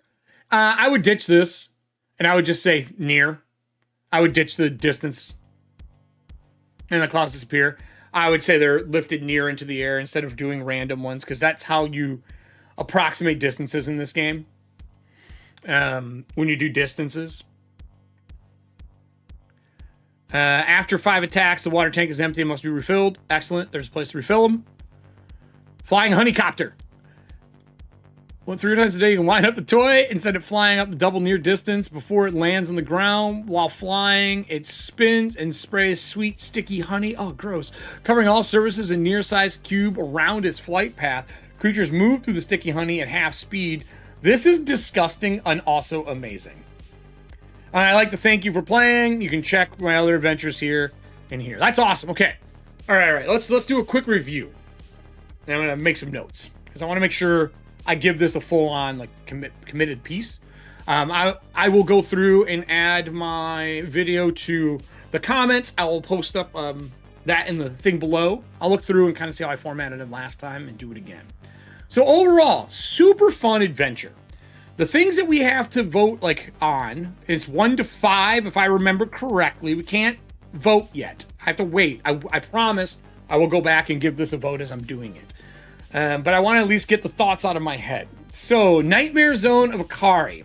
Love the concept. Love that it's in nightmares. I ran an entire season based around Darkane and Athantia, playing in and out of nightmares. I love that play space. I think it's really a fun, evocative piece, but it is difficult to do. And you gave a real whimsy to what you're doing, and you stayed true to the 8-bit. And the art is super, super fun. I would love to see, like, tokens added. Like, if I had to do bonus things, thinking out loud, I would like tokens, maybe animated if you can do it, which would be dope. GIFs, animated if possible. I would love a counter for stress and a way to track stress as a bonus piece. And if you can fit that into there before the deadline tonight, I would do it. And I would select some of the verbiage and fix it up. Inspiration. I mean, I think you did well with what you had. I think that I see inspirations from the covers. Let me go back to the covers here that you had in the doc for myself, because I want to make sure I'm speaking properly. Cover, super fun. Love the art, Nightmare. I love the hand-drawn style for it all. I like the map. I think the map is very fun. I think you need to fill out what the void can do. You should add it in. It got 3 spaces on the map. I believe it deserves more information on what it does in the game. I think Fantasy Zone was difficult, but I can definitely see the Fantasy Zone feel in this is heavy. The little ninjas is obviously the brothers. I see that as well, being really cool. The Akari Warriors, I guess that would be, you know, the monsters you're fighting. You do have a jungle piece in it. It's definitely more inspired from the cover of it. There's a few like verbiage pieces I would go through and clean up. So it's 1 to 5, right, Nick? That's what we're doing in the thing. So I'm going to mark these so I know what to do. I'm going to say inspiration is definitely a 4. I think you were very inspired. I think usability is a 3, only because there's some verbiages that really need to clean up, like when an object is bright. I worry about the stress mechanic and having these big like damage point for point being there, and then when it's killed, it washing away. Tracking that is difficult. I almost think a flat number would be easier to track than having to track a second set of damage. I think like having a way to track, maybe it's 10 points every time he gets hit, where you just check a box for 10 points. And then those 10 go away. A really easy number to add instead of doing like 15s and 12s and 11. I know it sounds dumb, but it makes it easier. And it also lets you balance your stress through it and not have it be so swingy based on damage if he gets hit. And that's if he gets hit. You know, their goal is to protect his ass. Vibes are good, dude. I love the vibes for this. I think there's a lot of rooms in there that are good. I can see these being the nightmares from the story that you gave us up front and where they're linked.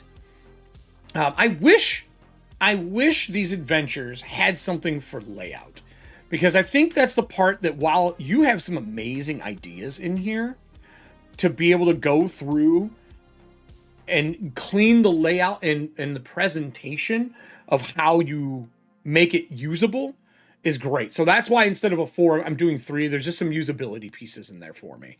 Vibes are good. I think it's a fun vibe game, man. I love the art. I love the style. The 8-bit's there. There's some moments that actually made me laugh reading them out loud, thinking about the old 8-bit games growing up. There's some really solid things in here. So overall, what I would say is go back, clean up verbiage, look at maybe italicizing some stuff, come up with the descriptive block text inside of your beginning of your each zones. Look at adding a way to track your stress in the game because you have many sources. Make sure you're using consistent verbiages for the stress moments, like first time seeing a creature, the brightness factor, maybe an icon that you can place on there so people know that stress would be caused by this. And then the exit strategy, the goal is to get out. You have to make it to the 8th zone to get out as well. But I feel like they could de-stress really early through doing some stuff and maybe get out that door right away, because you only start with 4 points of stress and you can remove that stress pretty quickly. So I'm curious as if sometimes if people don't make it through everything. The last thing, and this is just a note from layout to you, if you're ever thinking about printing this, you're gonna have to go back through and clean margins up and tighten them. You're gonna have a really hard time printing a 16-page zine with your margins and some of your layout. If you're never thinking about going into print for this, and this is just me, you can do pretty well and you'll be fine. It reads fine, everything's good, but margin-wise, you're gonna lose your art that's at the top a little bit, enough to where it may not be discernible. All the art that's along the bottom when you go to print for the faces, those are gonna be a little bit harder to do. I would almost shorten the adventure background over and make it cleaner, and then maybe put them in a column, almost like a standing tiki totem for the art. Those are just future-proofing for printing for me. But you nailed the look, man. It's really solid, a really solid piece. You had some fun pieces to do, and not the easiest ones to do either. So good job. I'll make sure that I put a vote up for this tomorrow. I'll leave this on here for people to be able to look at. I have a game at 7. We have 20 minutes left. I could start looking over another one now. I kind of want to. I kind of want to look over one. I have everything prepped for the night's game.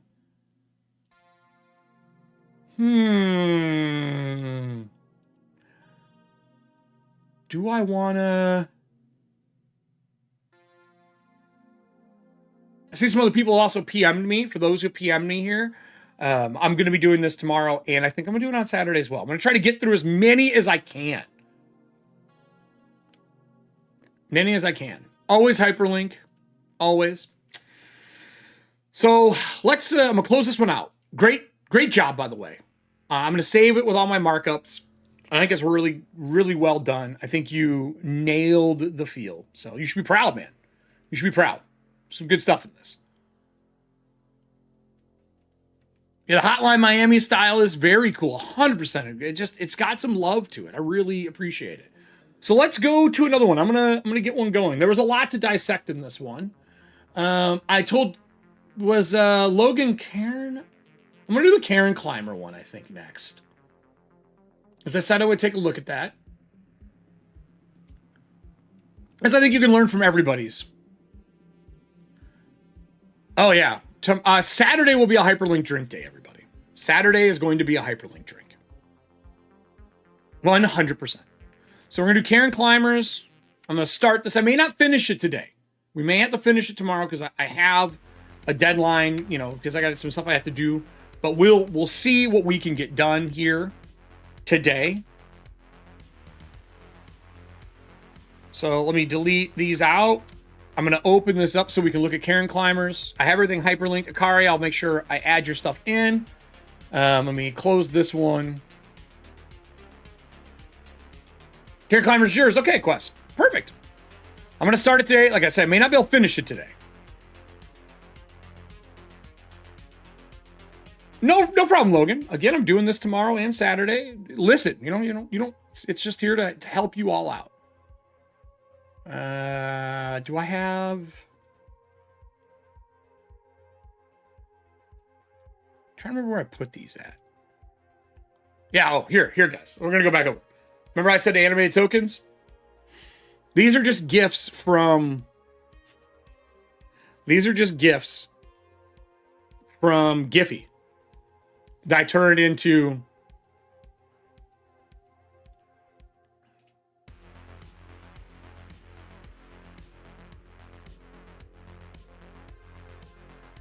All right. This is my art. That's different, though. Sturge, characters we've had played, right? Stuff like that. So, pretty fun. I just wanted to showcase what it is. So, we're going to go over this one next, right? I have it downloaded. You know, I didn't look at this for yours. I like to look at these pieces to see what you're showcasing. Love the old back of the box out of the gate. Love this. You made a ski slope hex crawl? Dude. All right, man. All right. I'm interested. Let's see what we can get. Let's see what we can get, okay?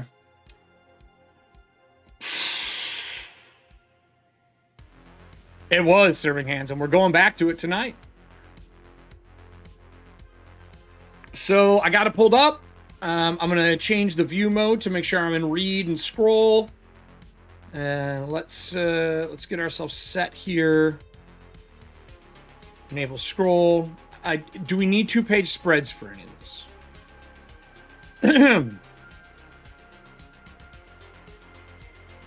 We do not. I think I can get away with just going into the 1-page scroll. A hex climb, baby. Yes, dude. I love it. I love that. Single page. All right. Let's do this. So we're starting this one. I may, like I said, have to do this over the course of 2 days. But we'll see. We'll see if I can pound this out. Okay? So we are at 2:14. I'll just say 2:15. 2:15. So, next one up. We're going to go look over this. For those who missed the show ad. Hold on, I forgot to do this again.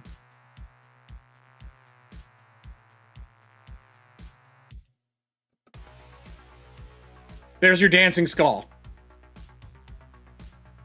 There you go. All right, day one. We're going into it again. We're going to talk about Cairn Climber next. So this is the next one we're going to do. We're going to see how quickly we can crank through this for people.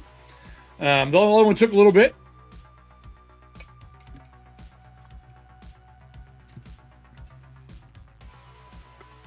Let's see what we can come up with. Old school box. Already like the art. Reminds me of the old Nintendo ones. Great job there as a visual medium person. I love that. Mid-level hex climb for Shadowdark. I love that you're doing a new version. I'm also not doing a lot of grammar and that kind of stuff because you can go through and have someone do a grammar check. Mallets and snowshoes. Mountains and monsters await you. Fucking hooked out of the gate. Great job. Love the art. Real fun. Created by Quest for Quest. I love this design Nintendo logo that people have... I don't know who made this, by the way. Oh, shit. I'm sorry. I should have put this on the fucking screen. I'm a jackass. So, anyway, back to what I was saying. I love the look. I love the feel. It has the old Nintendo. I love this Nintendo design. I think in the Shadowdark 8-bit Game Jam area on the Arcane Library, someone had this up for people to use as well. So what do we got here? A dark fantasy adventure where we race to the top of a frozen mountain to escape the winds of winter. Foxdandi? A dark fantasy RPG that has elves and dwarves corrupted with evil from the protagonist going on a journey of climbing a great tree to stop the evil one. This inspired much of the story and the tone for Cairn Climb. I remember this game from '87.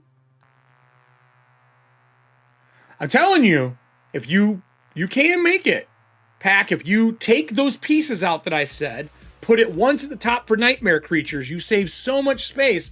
Along the bottom of that last page, I think you can fit a stress tracker. I really do.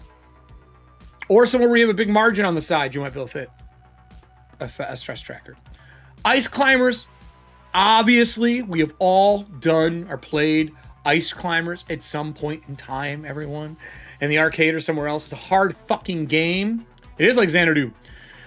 Ice Climber is a game about climbing ice and bopping baddies in the mallet. This is inspired by ice climbers as well as many of the monsters and items in Cairn Climber. Love it. Have you seen the new Cairn Climber video game? Fazanadu.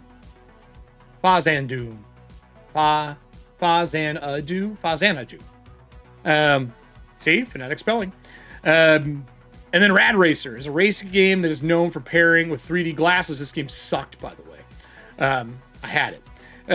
Pairing 3D glasses to enhance the gamer experience. Karen Climber is focused on the race to the top aspect of the mountain, which includes an item as a nod to the 3D glasses. So you got 87, 87. Are these all 87s? 85. Okay. Art rating design request for Karen Climber's independent product. Okay, so that's just the piece. Ooh, this font though.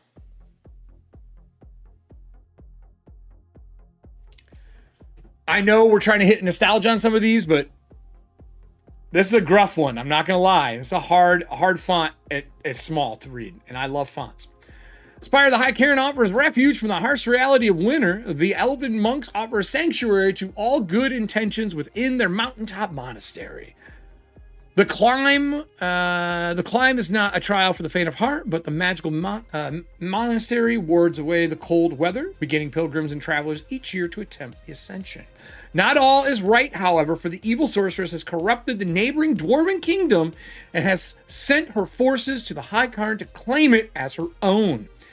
In her place, she has acquired a dragon egg and intends to hatch it in the warm conditions of the elven monastery. Now the climb to the haven of the High Cairn is rife with pearl.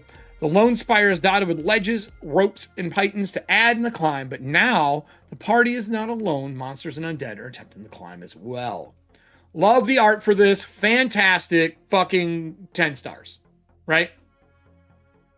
Yeah, it is kind of a king's... yeah, it is. An 8-bit... I know, yeah, I get it. But the font is gruff. It's a hard font to read. And I really worry about it in here. These here. I mean, it's pretty legible. So you got stars here. You have a climbing point. I'm assuming the stars are going to get explained later. I also would have maybe thought about putting white behind these or something.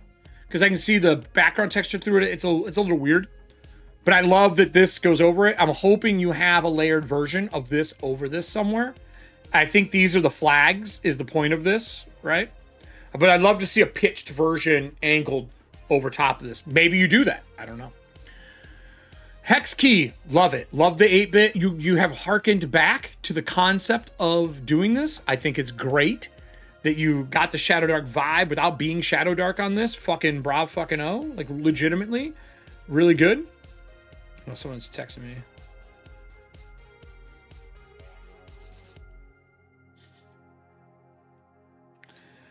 Okay.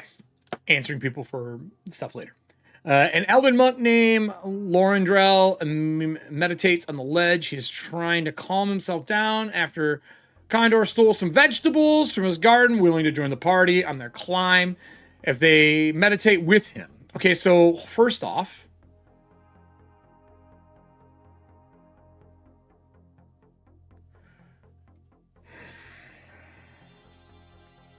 you're starting here. I'm just going to ask this. If we are starting here, why did you do the numbers in the key numerically in order instead of the order of appearance? Or why didn't you label these to be order of appearance? I'm just asking because when I'm reading the hex key and going through them, I don't know. It's a little disjointed. I think I would have flopped these numbers. I think the finish would have been the end number, and I think my 000 would have been the start number. Maybe you have a reason for that, but I have not got into it. So it got cut. You were going to do that, but it got cut. Gotcha. But I think maybe that's the only thing I'm noticing so far. I maybe would have flipped. I would have flipped this. Sure, but I want my starting hex to be where I start. So like I would have done this hex as 003. At least have it be the starting one. And then if they're in any of the ones around here, you have a good chance that they're going to be on at least some of that page. I get it though, because they're going up and down. They may skip stuff, but I would have wanted my start to be the first number and the finish to be the last number. If that makes more sense. Is that a bold? Is that just how the font does bold? here? It might be. Also, is this all images? Weird. Are these all images? Because that's text. Huh. It's treating some of these like images. I'm not sure why. Yeah, I think it does give a very good mood. 100% agree with that. I like it. All right, so 005, Dead, Frostbitten Wizard clutches into a Cursed Wand of Levitation. The curse makes the wielder take double damage from cold. Okay. A human thief named Lucky Lucy looks down over the icy ledge, says the rest of her party just fell all the way to the bottom in 0107. And that they had some nice magical items. She hopes they're still there. Great little, like, hey, if you want to go back. I'm not sure. There are hyperlinks there, though. Yeah, maybe that's what it is. I don't have a hyperlink there. Where is a hyperlink? I'm clicking, but I don't have any hyperlinks there. If there is one there, it's not functioning currently in this download. But I'll keep looking as I go through. I like this little shadow foreshadowing. This side of the tunnel runs down to Hex 305. Inside it is lined with alcoves containing entombed elven monks. 1 in 6 chance of possessing a grave treasure. I think already I want a printed copy of just this map next to me.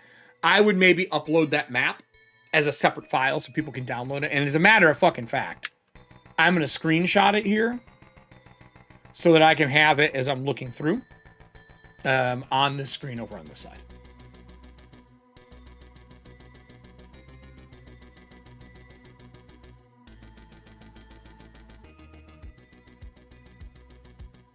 I'm already like, where's this? Where's that? Like, my brain's already kind of trying to piece the puzzle together. This is one of those ones I could see this being a dust jacket. All right, cool. Now I got it over here. Perfecto. All right. So she was in what number? 100. Oh, wow. That's way up there. The things that have red stars, the hexes that have red stars, I would add red stars here. So that as I'm looking through, so that hyperlinked, I see. So you do have some hyperlinks. I would, how did that happen, actually? Where's the hyperlink? I did get one to click there. I don't know, maybe your hyperlink's buried a couple layers back. But I think putting flags on the banners where the area where the flags are, the stars, I should say, would be really cool, or the flags, either one. Also, if the stars represent the flags, I would replace the stars with the flag, just so it's synonymous, so people know that that is a flag, and I would just put a flag in that hex. Unless the stars mean something else, and I haven't gotten to that yet, right? 104, this side of the tunnel runs down to Hex 305. Inside is lined with alcoves containing entombed elven monks. 1 in 6 chance of possessing a grave treasure. Awesome. That's hyperlinked. I love that. Grave treasure. Dope. But we'll animate into an elven zombie. Really fun. Party of adventurers crumpled in the snow. One wears a suit of +2 plate mail. Another has a spellbook containing burning hands, floating disc, and fireball. Very clean. That's in 107. I love that. What else do we have here?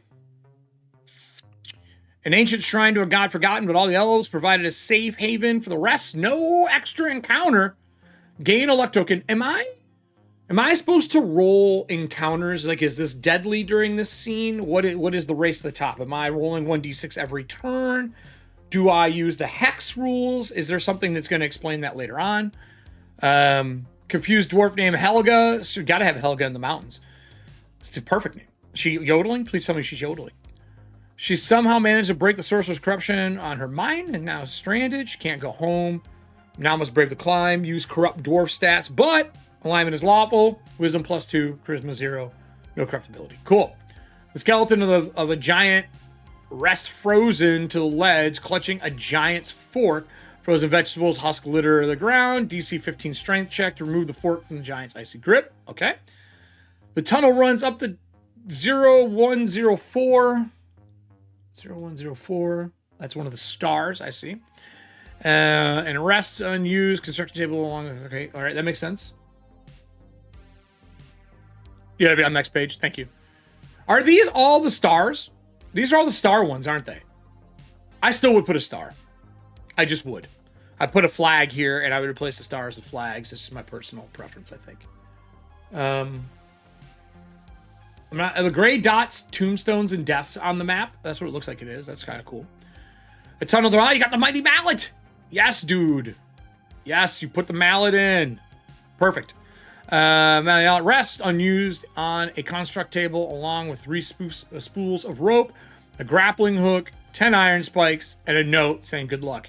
Hopefully the spools of rope are later in here. I'm assuming they are just a regular rope, but who knows. Partially frostbitten tired merchant sits stubbornly at the wooden booth, says that tomorrow will be a warmer day, but surely winter did not come early this year. The party returns the next day. He will be frozen and dead. D-E-D, dead. A hex climb. Each hex is a far-sized area of the climb. What is your far? What is the distance? People are going to ask. I'm just saying that out loud. Moving from hex to hex is a ledged path, a dangled rope, a switchback stair, etc. The longer the party takes, the greater chance they'll encounter the Mountain King. When they move into a new hex, roll 2d6 3 times to determine what the the feature, encounter, and hazards are. Cool. You have a nice random table generator for this. I appreciate that. That's super fun. As a GM, you should be emphasizing speed, quick decisions on the climb. It is cold, it is dangerous, and the chill of winter is slowly rising up the cairn as your party ascends. Rest is dangerous, and separate encounter should be rolled if the party chooses to camp in a hex to recover. Okay. Okay. So what are your features? 2, Spirit Shrine. Heal 1d6 per level. 3d6 Dead Tree. Harvest 1 Night's I guess my big question is, do you have a level to this game? Was there a recommended level to play this? I did not see one. Or is it... because you're going to have a scalable damage then for mountains, for fights and stuff. Dead Climber. Roll once on the Tired Merchant list for loot. Dope. Cairn, roll Grave Treasure if it is guarded by an elven zombie. 12, Rope Ladder, move up 1 hex automatically. Fucking dope. Got it. Encounter, the Mountain King finds you. You're fucked. 2d6, is there... hold on here. So your chance of getting the Mountain King has to do with rolling a 2. And the chance of you rolling a 2 is on 2 1s. Is there anything that weights this as you get towards the top? That would be a question I have as a GM. I love weighted tables, like something that subtracts, as you're doing this, or just auto happens. 2d6 Corrupted Dwarfs, trying and failing to climb a rope. 1d4 Elven Zombie, wandering aimlessly, looking at their graves. Tired Merchant, willing to sell and lighten their pack for the climb. Corridor carries stolen vegetables. I'm assuming that are these rations? Maybe we'll see that later. Oh, right here, stolen vegetables. Retrieving the pesky Condor quartz as a potion of healing. Oh, wow. And if consumed, however, they return to the Elven Monks. Oh, cool. It gives you an XP. Okay, that's kind of dope. I like the XP bundle for stuff. Very fun. You got the mallet there as well. The longer you take, the greater chance. Yep. Yeah, I mean, it is. They can roll right out of the gate, too, though. Hazard. And I don't know if it's okay if they roll it right out of the gate, but we'll get into that as we go through. Pitfall, DC 15 Wisdom, or Fall, 1d2 hexes, 1d6 damage per hex. So hold on.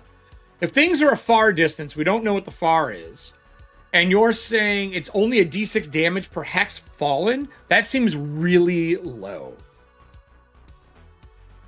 I would up this.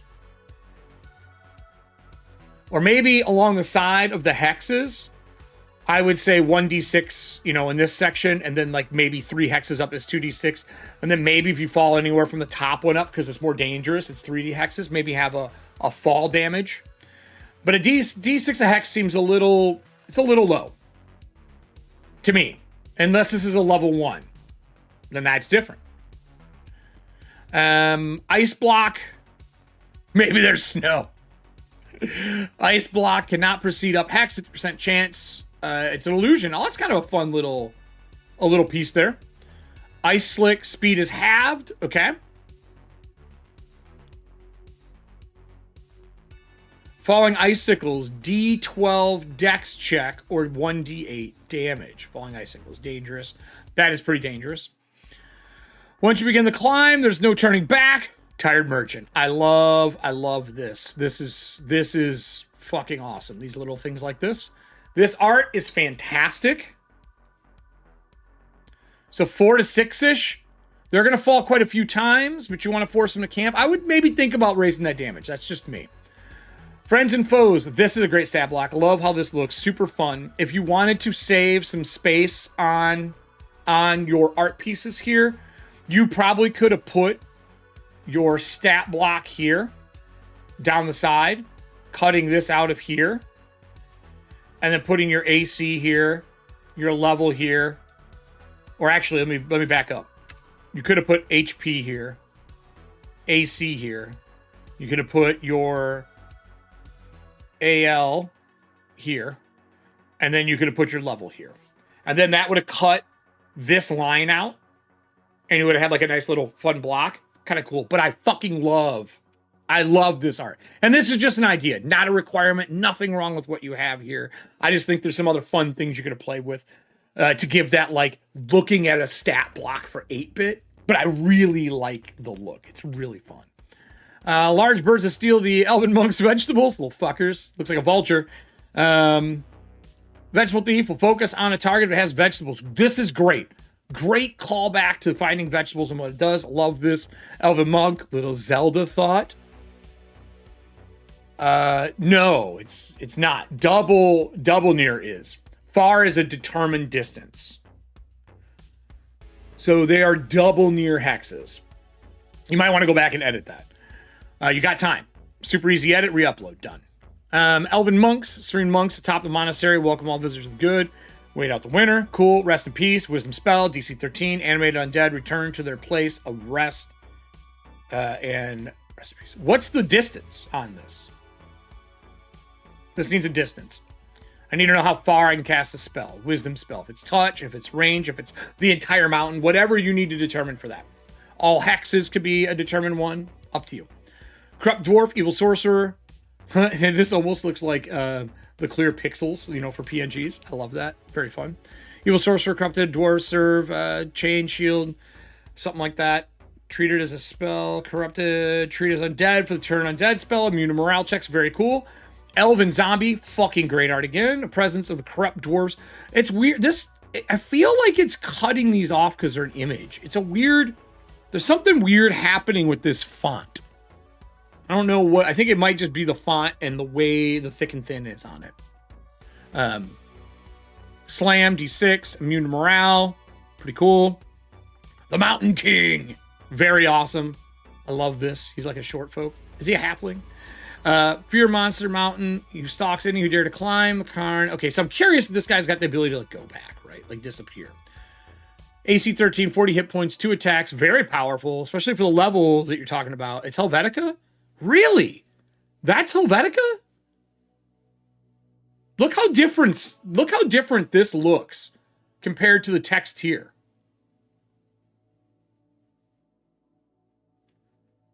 Like this here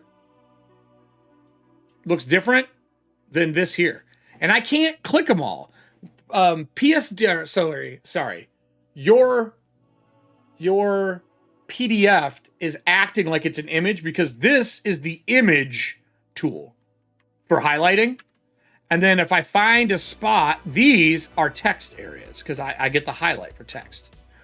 Just check it out. There might be something weird, which means this isn't going to be a searchable doc easily if it is images. You might have just clicked the image button when you export it. I've done that before. So King reverts the Dwarven King. On failure, take another D10 damage. Does he ever flee? So you keep fighting him. If rolling on the counter table, the Mountain King will stalk its prey through 1 to 2 texts, enticing fear and dread before striking at a single character and attempting to drag them away. So he hits and runs, right? I want to know. I used Automate PDF in Photoshop. Photoshop turned it into an image. That is your problem. You should have put it in InDesign. I think you wouldn't have had that problem. But the PDF, there might be a checkbox you can click to make sure you keep your text. I don't know, though. So does he leave ever? Like, does he have morale? You have enough space here? Right here?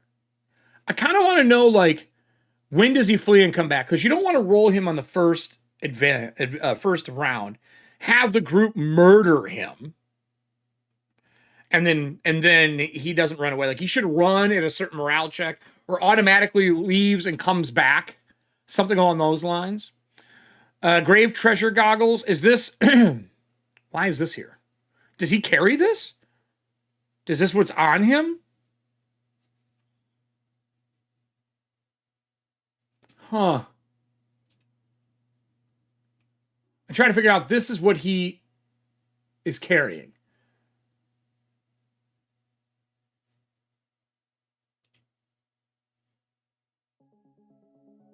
Okay, well, I guess maybe that's what he's carrying. Am I missing the grave piece here? I might be missing it. I might be missing it. Bitten, swallowed sword, bitten. Target can reach inside the monster and try to pull the dragon blade out of the beast. DC 20 strength check. Love this. That's just a table.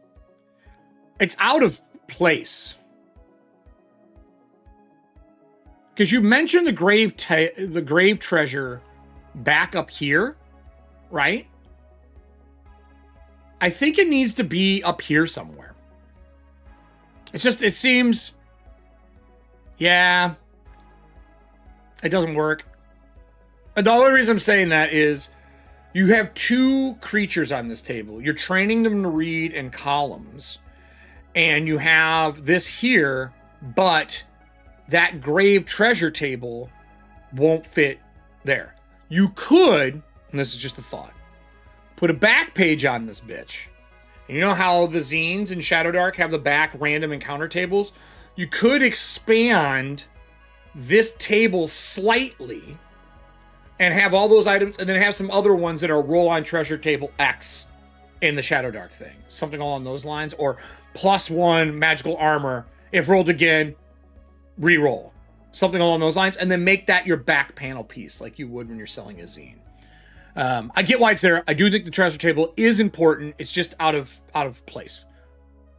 A divider could help. But again, Nick, I don't think it does, because we're going right back into the tired merchant.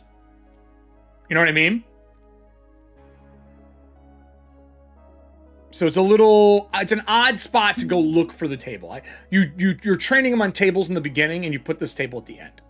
I know it's a formatting thing. There's a lot of formatting you gotta do to fit shit. I get that.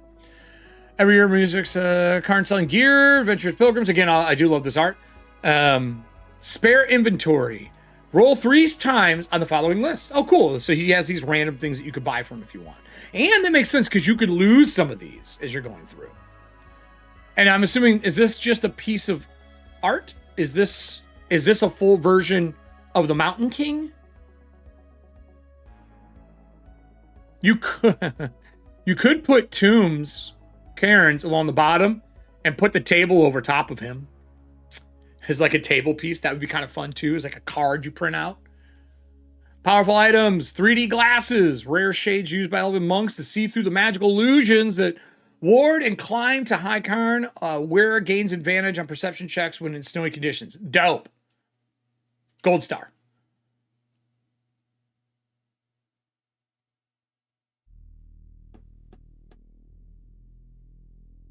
Oh, it's a snow stalker ability. Oh, okay, that's cool. That's cool. I would list that maybe. Put snow stalker at the bottom. Or snow stealth. I would put it maybe on there. I like the art. That's why I was asking what it was. Dragon Blade, Master Sword created by the elves, forging consistency, the wisdom of the elves, +3 magical longsword, 2d6 damage against dragons. So, magic plus longsword, 2d6. That's a really powerful sword.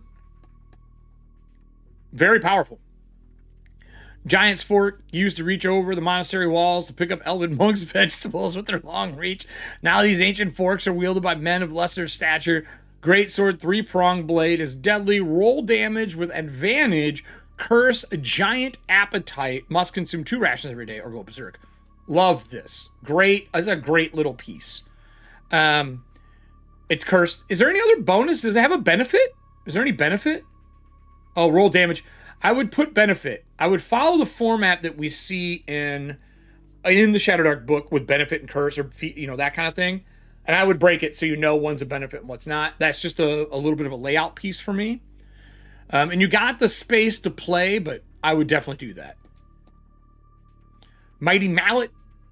A favored tool of elven monks who hammered in pythons and ropes to make climb passable for others. Warhammer can shatter ice barriers, prevent a vertical climb, 50% chance to break after each use. Ooh.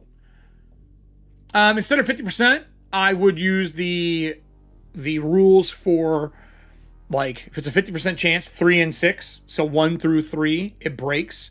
Instead of 50%, percentages aren't really used much other than rolling on tables. That's just me.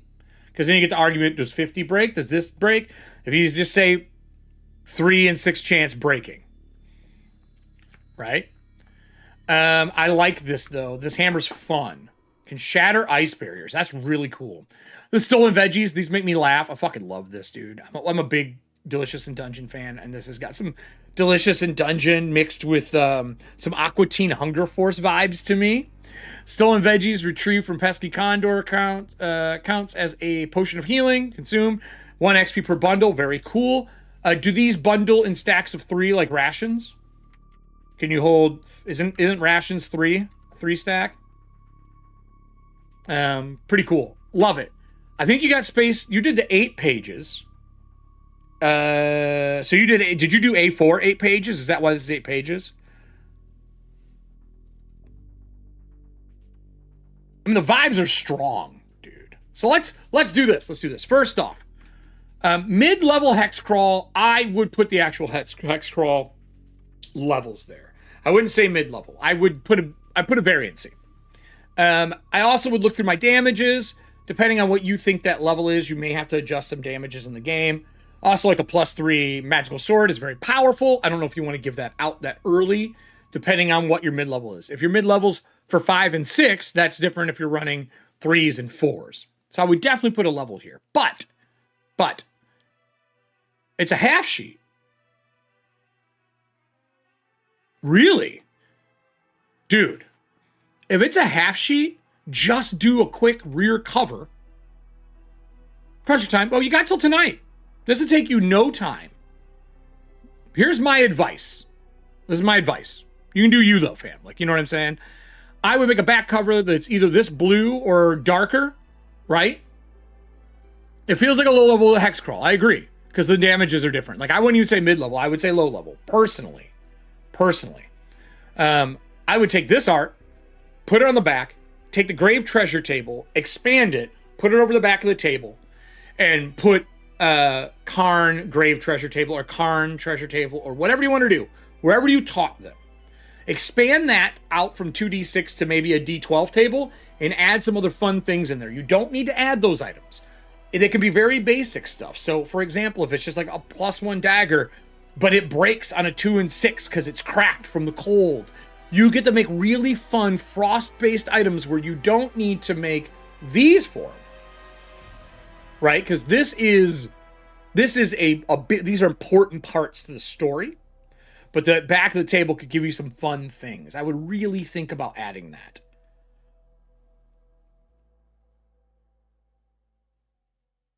A level 8 Mountain King is a solo monster, is a level 2 group combat. Is he level 8? He is level 8.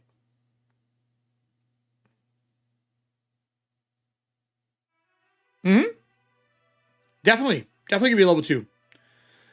40 hit points ain't that bad. You know what I'm saying?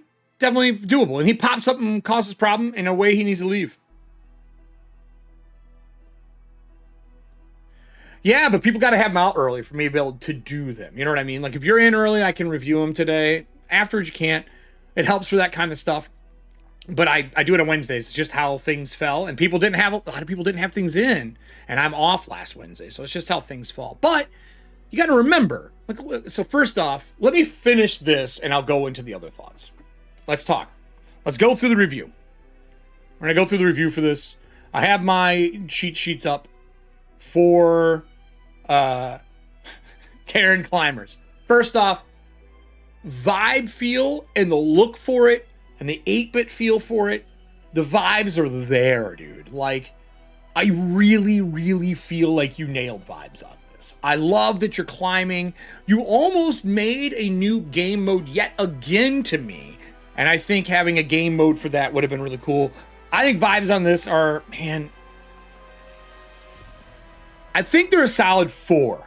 Usability, some of this is really usable. I love the concept of the climb. I know you're crunched for time, but I think having the back of the book have that grave table, and then you giving some more information on the monster, how he comes and goes out of the combat, could be a really good way to make that monster feel like he's constantly stalking you through the snow, right? Like he hits a person and leaves. And then from then on out, any 2d6 roll you have, maybe he shows up on 2s and something else. Like, you want the fear to increase that he keeps showing up as you're climbing this mountain, and maybe just not 2s. In practice, maybe you found out he shows up a lot, right? Yeah, a quick platforming, each hex, essentially. Yes, I get that. I think that's 100% what you accomplished this. I think the usability is here. There's just a few things in it, like I think your level at the title needs to change. I would make this a level 2 or 3. That's what I'd put. This is a level 2 to 3 hex climber for Shadowdark. I love the cover. I think you nailed your aspects of all 3. Yeah, I feel like I think so. I saw that. I was just gonna say that there are 32 levels in Ice Climber and 32 hexes. I was just gonna say I see the fucking call between. Really fun piece. That is like a little hidden piece of knowledge. You may, I don't know if you said that somewhere. I would maybe even add that in the hexes, be like 32 levels, 32 hexes, you know, like that kind of thing, like just to hearken. You don't have to. I think it's good. I don't think you also need all the extra zeros, right? Like you have 4 zeros, like there's 1,000 spaces in here, and there's not. You have 32. I think you could have got away with like a 0, 1 through 32 for this to really strike that concept home instead of the 106 to 207 to really make people feel like those 32 levels. But I love the vibe for that. The hex key's nice. I still would add the stars or the flags or vice versa to this so they know that's what those are. Or even make those banners red. Could be a really good way to do it. I like the tables. You have a lot of extra space, right? You have extra pages you didn't use. And I think you could get away with taking that out, making a back cover, expanding the grave page so you're not getting the same items over and over, and even have a few of those where you're rolling on a level 3 treasure item that's in the Shadowdark book, or a level 4 or +1 level of your characters, and make a 12 chart and put it on the back. I highly think that that's something you should try to get done before you put this in. All the arts for friends and foes is dope. You could balance some of these things. Some of these monsters are level 2s, some of them are level 3s, and that's fine if you're fighting groups of them, and how many of them show up. Like the elven monks, like how many do you fight at a time? If it's just a level 3 and you're fighting one of those that comes out of the ice, you may need to up some of that stuff. The corrupt dwarf, the elven zombie, priests are going to be really powerful here. I think that it'd be cool to see that the Mountain King hunts priests, just like the Condors hunt people who have rations. I think he knows the holiness of somebody and like singles that person out. And that's the person they go after every time. I like the merchant. I also think if you move the shadowy version of him to the back cover, you can even have more items from the merchant, because while you can lose some of these things, I don't need to carry fucking 10 torches, you know, however many times I run into the tired merchant, but it would give you space to expand that table to some other fun things that he has for sale. But the items, really flavorful. So like I said, vibes on check, art on check. I think you hit all of the notes for your 3 games really well. The elves are in play. You nailed this. Like that's all good. Usability, it's definitely usable. You can definitely play it. It's an easy usability to 4. I think the inspiration on this, man,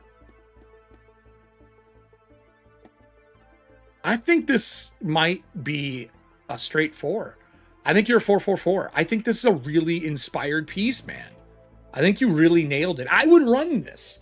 I would turn this into a game mode for stuff. I have a game mode called Prey, where you're getting hunted by the 8-legged queen through, and this has some of that game mode vibes for me. I think straight 4, super easy to do, super clean layout. Some things you could do to really bump some of these things to a 5. And that inspiration, the only way I think you could take things to a 5 is probably if the king had some more tie to what you're doing. Maybe some of the tables had some more ties back to the games. And looking at the 3 art pieces, you really didn't even just pull art. You really pulled from the games, which is why I think I got to get inspired a 5 on this. I think this is pretty fucking inspired. What is the voting? Nick, do you have the 3 voting categories and what they're called? Like, I know it's inspiration, usability, vibes, but do they tell you what they each are? Because I'm curious as to what they each are, because I don't see the voting anywhere on the pages or anything. I'm looking for the votes. Oh, here it is. I found it. Never mind. Inspiration, how well the submission incorporates the elements assigned to the NES games. Usability, practicality, and ability at the table. Vibes, tone, atmosphere, and retro 8-bit energy. I think it's 4s. I think it's 4 straight down. Yeah, I found it. I'm a dumbass. I'm going to put this on my cheat sheet as well. So overall, man, real solid entry. Like this is a fun one. This is a really fun vibe. I love this piece. It reminds me of the back of the boxes. Like, it finds emphasis in the comment. I was already looking at it, yeah. Sorry. Game Night is having to make some changes. Yeah, I mean, look, if not, here's the thing. Do it afterwards and then re-upload it and say, I took the things that people said, I want to make this a 5, and then put it up for sale for like $1 or something afterwards. You know what I mean? Like it's good to go back and improve upon these even after the contest is done. So like after they judge on Sunday, make a new version and update it. That's really fun. First time. Congrats, dude. That is awesome. You really feel like, I feel like you really knew the medium you were playing in. You did a really good job. I would just change those few little things and then try exporting it again. Try exporting it one more time later. But with that, I gotta go. I have to walk the dog. I gotta prep for my game tonight. I'm running Breachers tonight. So let's talk really quick before I bounce out of here. For those who are interested in checking out other submissions that are in the game jam itself, everybody. If you're interested in doing it, I'm going to drop that link in. It is also down below in the description. What do you think about all the things that we've seen so far? The 2 ones that we've went over. I have plenty more to go over. I'm going to be in the comments down below talking about things. If people also see things, let me know. If you also want to have one of your things looked at and I can put it in the lineup, I have a bunch in queue. DM me in Discord. You can find me at Eric Frankhouse everywhere. And I will try to get through more of these. I'm going to be taking a good chunk of tomorrow and going over these as well. And then I think I'm going to come back on Saturday and do a really deep one. I want to try to get as much in here as I can before they get their reviews out. I really like having my opinions out there before they give theirs, because I'm doing a much deeper review on all of them. I'm not going to be able to do everybody's, obviously, but I'm going to go through them. And then Nick and I are currently talking about doing one together where we sit down, talk to one another, and go over some design things. If there were things as new designers or veteran designers that you would like to see us hit on, as people who have been in this for a while making things, mark down below, comment down below what you want to see. I think that's what I want to know more than anything else. So that's it for me, everybody, today on Corpse Talk Live. I hope you guys enjoy this. I'll see you tomorrow. I think it's going to be 3:30 again. I'll post it up in the Discord over on Arcane Library. Thank you for joining us, and we'll dive in this tomorrow and go through. I'm hoping to do about 4 of them tomorrow if I can. That's it for me. Have a good day, everyone. Oh, what is it? Stay fucking rotten. That's the words. Hey everybody, thanks for watching the show today. We will be back tomorrow, live and ready to go, getting you guys all the help that I can, and just sharing the awesomeness that is design. I'll talk to you guys next time.